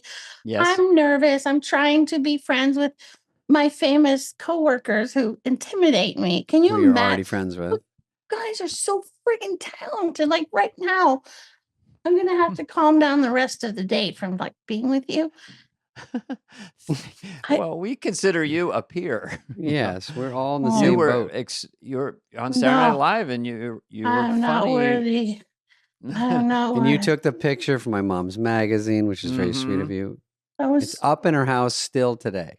I still can't believe that your mother left you in a desert with guns for 8 hours while she drove away. Oh, you have been listening. I listen, man. Yeah. I'm very. You know what? It's all good and well. If no one gets shot, it's fine. But if someone gets shot, then it's like a story. Yeah, you don't want that. or if you disappeared, there's all that stuff now about Satanists kidnapping kids and everything. I mean, there's so much going on. Okay, I'll tell you this. You know how, Dana, this is off story, but you know how they do these tricks, like if they want to kidnap a woman, or they tell you to watch these things around LA or wherever, where they'll put like something on your car that you have to pick up, or, you know what I mean? Something where you have to do something to stall, and then they pull up in a car and grab you. So the other day I parked at a parking meter. Heather, I didn't even tell you this. And I try to keep this stuff from you. I shield you from the real world. So I pull up to a parking meter, but they also put fentanyl on stuff. This isn't everybody, but this happens. So I pull up at a parking meter, and I always go in my head, watch for the stuff they do. Watch for these crazy things. They put like a fake ticket just so you'll pick it up. Then you get a little dizzy, So it's a great scam. So anyway, I jam my shitty credit card into the parking meter so they can slurp all my money, and it won't fit. So I look under. There's already one in there. So somebody lost their credit card. So I took it out. I put mine in, and then I saw a parking guy. And I said, dude, do you ever have this happen? They leave their credit card in there, and do you want it? And he goes, that's your problem. And I go, all right. So it's going to be Heather's problem in a minute. So I throw out my car, and I'll try to get it back to the person. And then I thought, what if that was one of those tricks and I just fell for it? I grabbed it. It could have been covered in fentanyl. Yeah. What was the name on the card? Dan Garney. Is that your stage name? I was in West Hollywood, and I lost my car you know in a what? meter, so. You know what? That was mine. Was it But a Discovery back car? to Victoria's story. What do you want to No. tell us? Well, I thought it was interesting because while we were having my birthday party, a young, good-looking 17-year-old comes to the front door, and he goes, is Nissan here? And I go, who are you? And he goes, can I talk to Nissan? And I go, who are you? I'm his son. And I go, what? And so I go get Nissan, and there's a blonde woman in the driveway 50 steps down. And they talked for a while. And after the birthday party, Dana was there. I was there. Yeah. Paula. I go, who? And Paula, who I adore. I adore Paula. Paula, I adore you. Paula always adored you. See, I curl my hair to look like Paula because hers is naturally curly. Mine isn't. It's too curly for her. So you find out that your husband has a son who's 17. You didn't know. And Paula has a perfect body and perfect hair and a perfect face, and she's the sweetest person. Okay, so anyway, so when everyone left, I go, Nissan, is that your son? And he goes, oh, that lady slept with everybody in Baltimore. She slept with all my brothers, It's not my son. So after we got divorced, the reason why they looked us up was because they thought I was on TV and I was making money. Rich, yeah. And they're like, oh, we'll prove it that it's his son. So after we got divorced, Nissan took a DNA test and it was his son. Oh, boy. And the funny thing is, he looks just like Scarlett because it's Nissan's genes and a blonde wife. And Scarlett and Christopher look like brother and sister. Christopher turned out to be a famous artist. He's a really good artist. His name is Christopher Mir, MIR.com. Okay. And it's just kind of interesting how, how life is. It's like, Nissan was 10 years older than me. And, I was like a Baptist virgin when I met him. And then like, when you look back at your life, you're like, yeah. And then I remember I found letters in the closet with a baby picture. Nissan had left the baby to go to LA to be a rock star. And there was letters saying, you were right to leave Baltimore, Anyway, I'm learning new things about my husbands every day.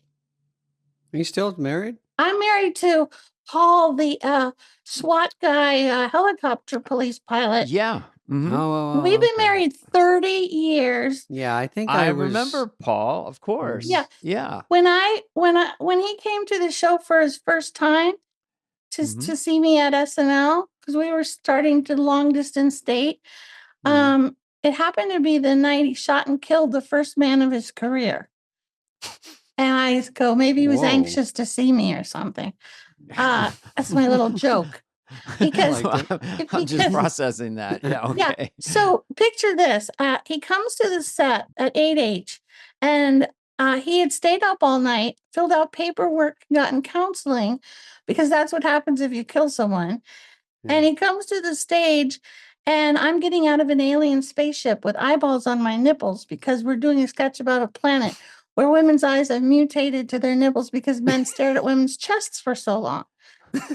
and Jack Kirsty, Handy or was Deion Sanders in it?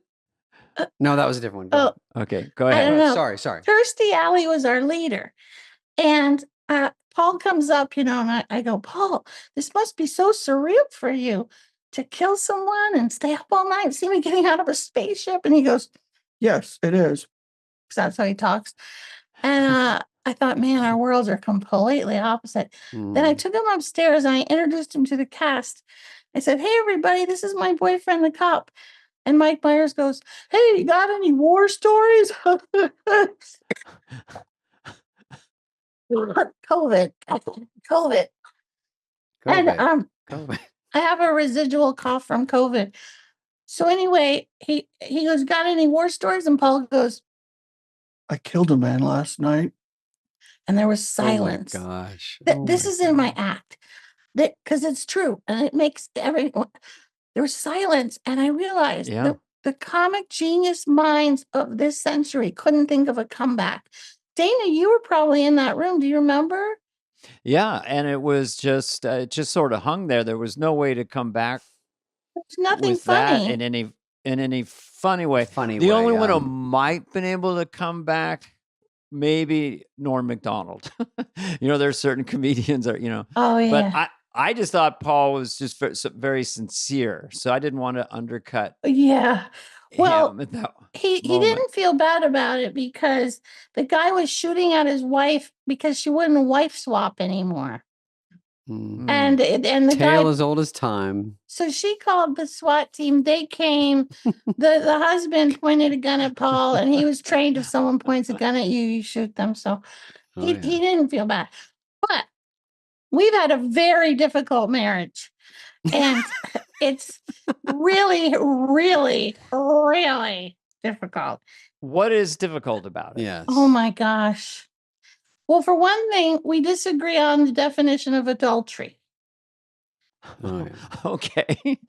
That's a good argument, yeah. And what is your definition versus his? Well, I think flirting is adultery. And I think when he comes home from the gym with fake tattoos drawn on his biceps by an 18-year-old hot lifeguard, that's inappropriate. And he thinks it's harmless workplace fun. Harmless, because he was working part-time at the gym. But anyway, we have a lot of fights about that. But I write out all my pain in songs and poems and paintings. And I just made an album of 18 songs. And a lot of them are about my difficult marriage. What is the name of the album and where can people get it? And Paul won't listen to it because he knows it's about called him. This Isn't About Paul.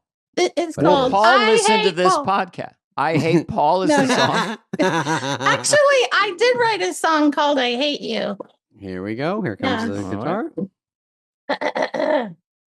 Everybody quiet. Sometimes I fantasize we never met, we never got together, never got reconnected. And although I tell my friends that this will never work and that I despise you and that you're a jerk, I would never say I hate you. All right, so there's that one. But anyway, another winner. I like it. These are better. This is called When I Get... So what's it called? Okay. When I Get Home? What? No. When I Get to Nashville. When I Get to Nashville. Victoria And Jackson. see, this is my handstand in front of the... sweet. That's a famous statue in Nashville. You know, the naked statue? Mm-hmm. And on Music Row. You had clothes on, though. Well, I do, but they don't. But, there's songs like... How do you undo? How do you undo? I do. Oh yeah. How do you undo? I clever. Yes, but China Phillips thought of that line. And I'm in China Phillips Bible study group. Okay. Is it online or does she live in Nashville too? No. China Phillips lives in, now she lives in the Hollywood Hills. And, okay. Billy Baldwin's her husband. Yes. And China is on fire for Jesus. And I'm a Christian. And I was watching her YouTube called California Preaching because her parents wrote the song California Dreaming. Remember the Mamas and the Papas? Great. Yeah. Of course. Incredible That's song. her parents. And she's a good singer too. Wilson Phillips, China. Yeah.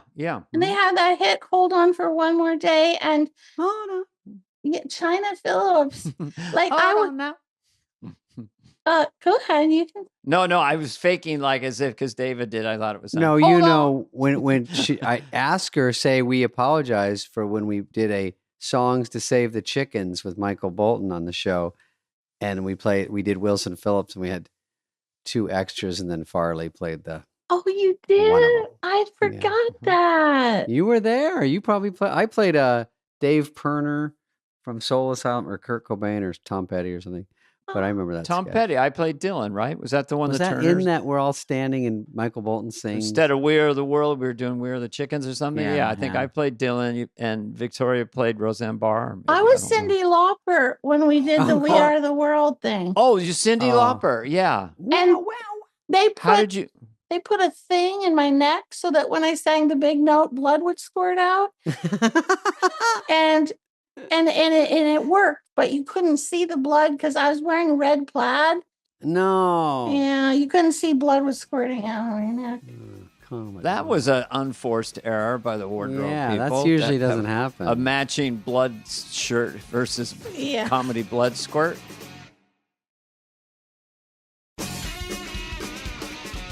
The wardrobe department was so great. That one time I said, I want to be a Christmas tree and do a handstand. And Pam, she came up with this brilliant costume. I still have it. And it was a Christmas tree. And I said, you have to balance all the ornaments because I'm balancing upside down. They're geniuses, that wardrobe department. Yeah, they are really. The wardrobe, the makeup, the crew, everybody. They're all crap. Never miss a step. Couldn't make it. But they can improvise something up really fast. Yeah. We need Victoria to come out of a giant cupcake. We have 20 minutes. Yeah. Right away, sir. Yes. Yeah. And you get spoiled, and every job after that is so much worse. It's all slow motion. Yeah. Movies. And, Well, go back to China Phillips. We interrupted you. I'm sorry. Go ahead. Well, China thought of that line. So we have this group called California Healing, and we read the Bible and pray together. She made me one of the leaders. I have to do it tonight, actually. And we pray and study the Bible. And China is really good with funny. She's very funny. She's very charming. And I loved her YouTube channel. So I would always write stuff, and she wrote back. And then, anyway, we're in this group together. And so she said, how do you undo I do? And I said, China, can I steal that? I thought of a song for it. And she didn't get mad. So no $50 for her? No, she doesn't need it, I don't think. On the house? But well, it's flattering when someone tells you something and they have a comedian say, I have people go, oh my God, you can use anything I say. That would be nice. It'd be fun for me. So I think she's flattered. Well, John Lovitz wrote me Victoria's Secrets on the show, and I still do that in my stand-up act. Oh, good. Do you remember Victoria's Secrets? How does that bit go? Well, I was always very uncomfortable doing seduction and arrogance. I've analyzed SNL my whole life since I've been gone from it. And because in the Baptist church, I was taught, don't be seductive, don't be arrogant. And Jan Hooks was really good at those. And I was really good at, Jan Hooks was good at everything. Okay. Yeah, she was great. But I don't think she can play innocent. That's my specialty. Of course, that was you, yeah. I am getting bitter in my old age.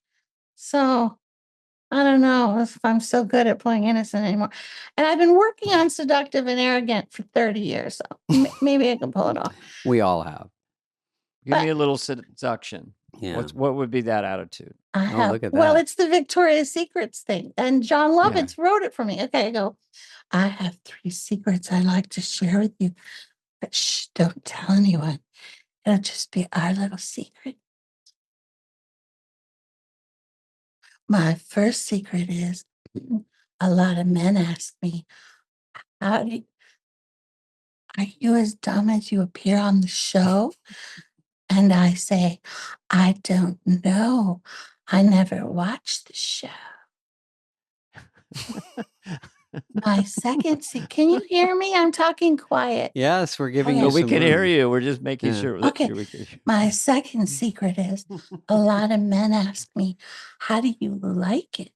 And I say, like what? And they say, your sex. And I say, you mean my sex like being a woman or like having it? And they say, the second one. And I say, I forgot which one was the second one. And they say, Victoria, stop doing that stupid character. And I say, I'm not doing a character. And they get mad and walk away. My third secret. Anyway, there's more. No, was there? How many other? 100?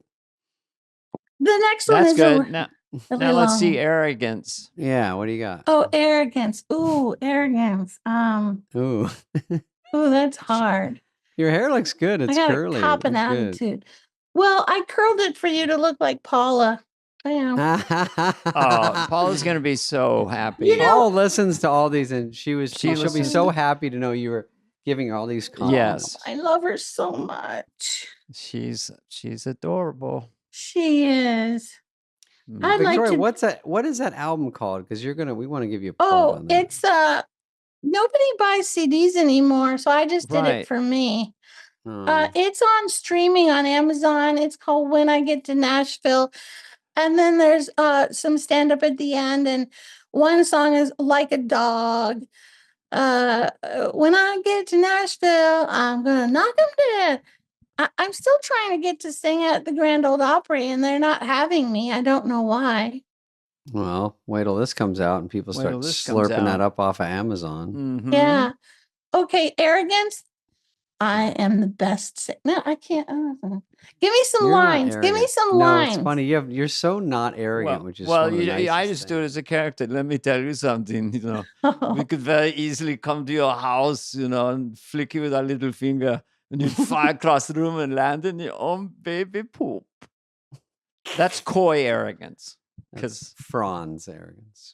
This is Hans was almost effeminate in his arrogance. Oh, I made up a poem once about an arrogant girl. Okay. It goes, my name's Lucy, and I'm rough and I'm tough. No one calls me sissy names or any of that stuff. No one walks to school with me because I am too cool. Everybody wants to, though, and they really wish they could. Wait, because I am too good. Everybody wants to, though, and they really wish they could. But they knew I would show them up because I'm done. Next to all my looks and charm, they feel like a fool. No one invites me to parties because they know if they did, I'd win all the prizes because I'm the most talented kid. Being smart in every subject. Here's my philosophy. The whole world would be a much better place if this one thing could be. That everyone was exactly like me. I've had enough of stupid people. They just get in the way. I'm content to be alone, and that's the way I'll stay. I've had enough of stupid humanity. I'll leave them on a shelf. The only thing I can't figure out how to do is enjoy kissing myself. Ooh, I like it. That last line was very interesting. Yeah, heavy. Can't kiss yourself. Nope. Mm-hmm. Unless you have a mirror. Yeah. I guess you could. Close as you can get. But so how much stand-up do you do? Yeah. Well, I was doing it every week. Kevin Nealon got me into stand-up because when I got on Johnny Carson, I only had like 12 minutes. I had 6 good minutes, and then I had 4 minutes of B material. And I got on Johnny Carson in 83. And then he said that he wants you back. He gave me the okay thing. Yeah. He goes, but I go, I only have my B material. And Jim McCauley goes, okay, do that. And then he wants you at the panel. So I did that. And then the third time he goes, Johnny wants you back, but it has to be something really big. And I go, I had nothing. I had nothing else. Because I never like toured and then got SNL. I got SNL and then I toured to milk it so I can make money so I could send my kids to a Christian school. But anyway, so the third time I go, something really big. So I'm like, so I thought I'll do my balance beam routine from when I was a gymnast and I'll sing a song. No one's ever done gymnastics while singing. I did a handstand poetry. That was my first Carson, doing a poem upside down. But no one had ever mixed gymnastics on a balance beam with singing. So I made up this song called Angry Woman. And it was based on the fact that my coach in college never told me I made small college nationals because she didn't like me. And I found out years after, why weren't you at the small college nationals? I didn't know I made it. So I wrote this song. I am an angry woman. Yeah. I got a streak in my hair. Yeah. I like to air my dirty laundry. If you don't like me, honey, I don't care. I drink, I cuss, I smoke, I swear, I spit. It ain't my problem if you don't like it. I hate you, youngo, pinko, jerko. I need a little love. And then I would do my balance beam routine. Now that is on YouTube right now. Oh boy. Because Jim McCauley knew that someday I would want this on video. It was the hardest thing I ever did. 4-inch balance beam, live TV, Johnny Carson, not fall. Because it's funnier if I don't fall off the beam. If I act ditzy and I don't fall, it's way funnier. So I did it. Fall. I didn't fall. I almost fell, but I didn't fall. Did these hard tricks. I went to the gym for 3 months to learn some of the tricks back. I was 24, so I was way older than a peaking gymnast at 15 or whatever. And you guys, I'm talking too much. No, wait. What is the story's great? So Johnny likes it? How does it go? Johnny loved you. You were on there 20 times, right? Yes, he loved it. What? But what was the point of my story? The story is your third one, you're supposed to do something big. You came with Kevin was going to help you. Kevin! With stand-up. This is how it started.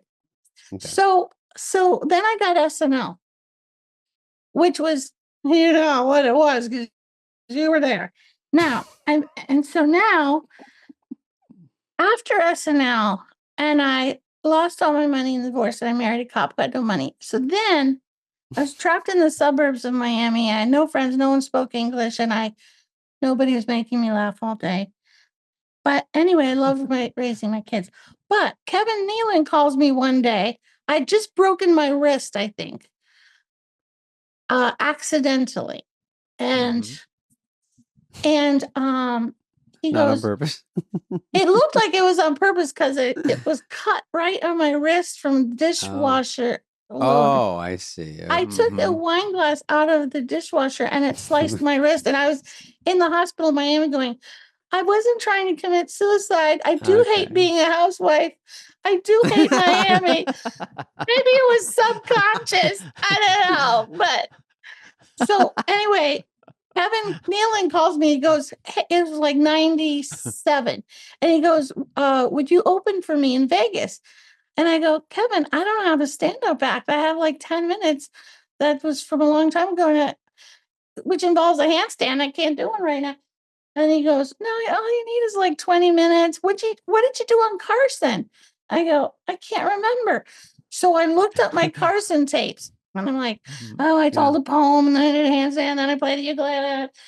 And So anyway, I opened for Kevin for a bunch of times.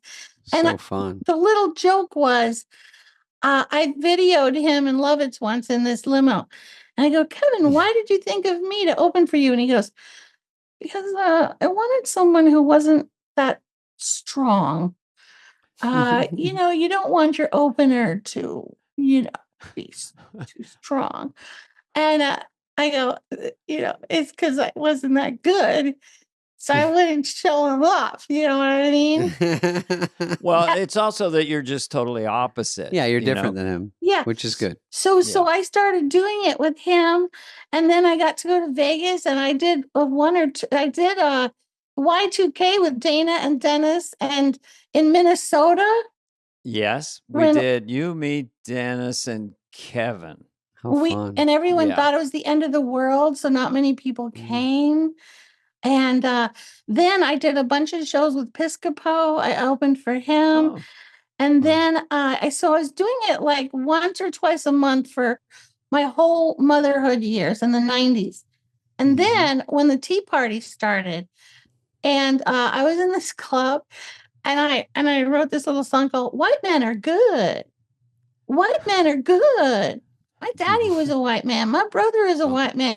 White men invented everything. White men invented the universities. White men invented the English language. White men invented airplanes. White men invented cars. White men and then that's a good resume. Yeah, so I sang that song. The audience was like, because it was the beginning of, not supposed to say that. Yeah, what do you call that when you're not allowed to say things? Censorship. What was before woke? It was way before woke. It was like politically correct. Yeah, it was 2010, and I thought comics were supposed to be brave and daring and break the rules. But oh no, don't say white men are good. White men were getting all bad rap all the time. I'm like, people. Anyway, they told my agent at APA, and she goes, I can't send you out anymore. Oh my God. And she said all the club owners are liberals, and you're becoming an outspoken conservative, and you I can't send you anywhere. So then I'm like, okay, I wanted to quit anyway. I don't like traveling. But I just was so surprised that in America with freedom of speech, we can't have freedom of speech anymore. And now what's been happening. And now I'm so proud that Dana is making fun of Biden, which is the unforgivable sin. And I'm glad that Rob Schneider is saying, I can say whatever I want, people. Freedom of speech. Mm-hmm. I'm very proud that people are fighting back. And even Seinfeld is saying, hey, come on, freedom of speech. Yeah, it is tough on comedy in general to be, tamped down a little bit. And you just want to say what the thing that people want to say or the thing that people aren't saying, or just try to break the rules. Like it used to be very like you have to be outrageous, and it's definitely toned it down a little bit, I have to say. Dana, your Biden things are super funny. Isn't he funny? Thank you. That was kind of a personal challenge just because in the beginning, there wasn't much there. My father lost his job, that kind of thing. And then as he went along, I added in, I did the, and added in a lot of hooks. And I got it to the point where I thought it was really funny. And so I didn't really care if anyone had a problem with it. I just thought, we got to be able to do the president of the United States. Yeah. Hello. If we can't do the president, if it's a Republican or Democrat, it's our job to kind of tug on the king's. Corn Pop was a bad dude. That's true, man. Come on. This is my one that kind of broke it. It was, there's no crisis at the border. How do you know, sir? Because it says so on the piece of paper. Yes. And then he came out for the border a little while ago, and I just thought it was funny. I'll shut a border faster than anyone's ever shut a border. But you said before, get your facts straight, Jack. Beat the hell out of you. I shut a border patrol, the border can't believe it's not butter.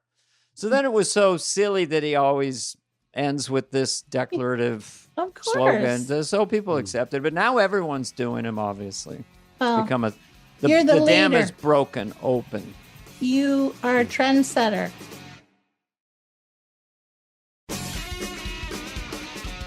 Victoria, before we let you go, I wanted to say I do remember you did a lot of Toonces, didn't you? Toonces, the driving cat. I was so happy because I didn't have any lines. And it was a hit sketch and I didn't have to do anything. Me and Dana were in a lot of Toonces. We were in a lot of Toonces, and there was one time, they got the cards, we're in the fake car, and this happens to all of us, but it was your line. And the guy was pointing and you were just kind of enjoying the scene. And I started kicking you kind of like that. And then you go, and I know. And then you went, oh, and then you hit your line. It's just funny. We all do that. The lines are usually like, Toonces, you shouldn't be driving over here on the wrong side of the road. Yeah. And that was a great use of the character that you would play on the show often. The sincere, very cute. Sweet character. Toonces don't do that, so.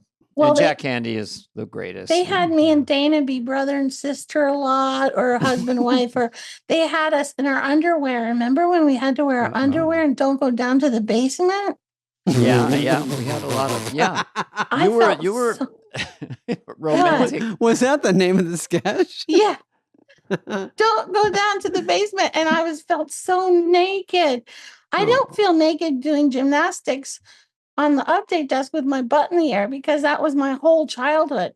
But I feel naked standing upright in my underwear. Well, the idea, it's a uniform versus your underpants. And even though they look the same, one seems like normal. Mm-hmm. Well, also, Dana, when you were on other Fly on the Walls, you were talking about the Italian restaurant where you were. Oh, right. You were humping me with my legs in the air. Yeah. That was one of the biggest laughs that I've ever participated in. I wasn't really doing much. It was just the situation and the build-up and the scenario. And it's true that right before they said, maybe don't do it or do it as much or move around as much, but we just did it. And it was a big laugh. And you were the perfect one to do it with. Well, the funny part to me is I didn't know anything. All of a sudden, people come up and they go, Siobhan, quit this sketch. You have to do it. I go, what sketch?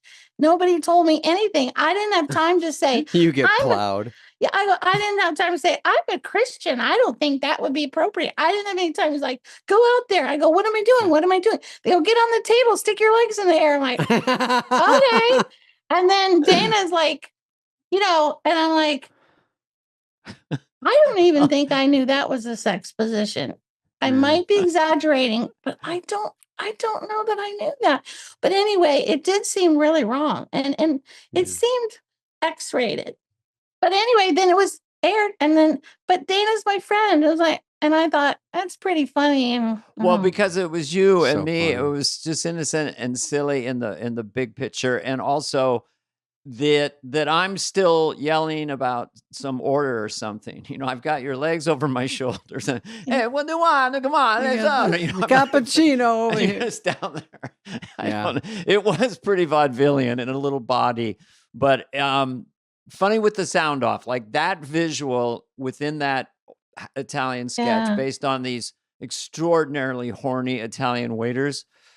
One of the biggest laughs I've ever been a part of. Il Cantore. Okay, to answer your question about how much I do stand up, and then I'll quit talking and you guys can go back to your life. I did Vegas about 2 weeks ago. So I'm not blacklisted. I think the country's getting their common sense back into their brains, and I'm not blacklisted. And it was a small place. Yeah. The only problem was I was coughing, my residual COVID cough. That was kind of unnerving for the audience, but that you gave them all COVID. Yeah, they're like, yeah, I think things are loosening up a little bit. I think there was so much exhaustion over you can say this, say that at this point it's kind of like no one has to come to your show. Just don't or watch anything they want to watch. Right. If you don't like a Netflix special, don't watch it. I mean, it's just freedom. Maybe this is controversial. What if the screen just went completely black and our podcast was canceled? Mm-hmm. I know, Victoria, we love you and we miss you. Thanks. And if you come to Southern California, please reach out. Okay. You have Thanks for your podcast. It's super good and entertaining. And we appreciate David and Dana's laughs that you've given us all these years. Jeez, thank you. Joy, you're still so sweet. You're also very funny. I mean, just the way you're telling these stories, it's hysterical. So you still have all the stuff. There's a funny thing that there's a funny bone that there no one else sure. does. It's just a very honest, quirky, unexpected language you're using, unexpected moments of honesty. I'm going to make you self-conscious about your gift, so then you won't be able to do it anymore. Okay. I'm kidding. You can't. It's like gum on your shoe. You're just funny. You're just funny. Just funny. So, all the best. We all miss you, and we want to see more of you. You have a closing song? Oh, same song, closer. David show. I forgot how it went. Something about buzz, swat. Yeah. Buzz, swat. All right, we did it. Bye, sweetie. This has been a presentation of Odyssey. Please follow, subscribe, leave a like, a review, all the stuff. Smash that button, whatever it is, wherever you get your podcasts. Fly on the Wall is executive produced by Dana Carvey and David Spade, Jenna Weiss-Berman of Odyssey, and Heather Santoro. The show's lead producer is Greg Holtzman.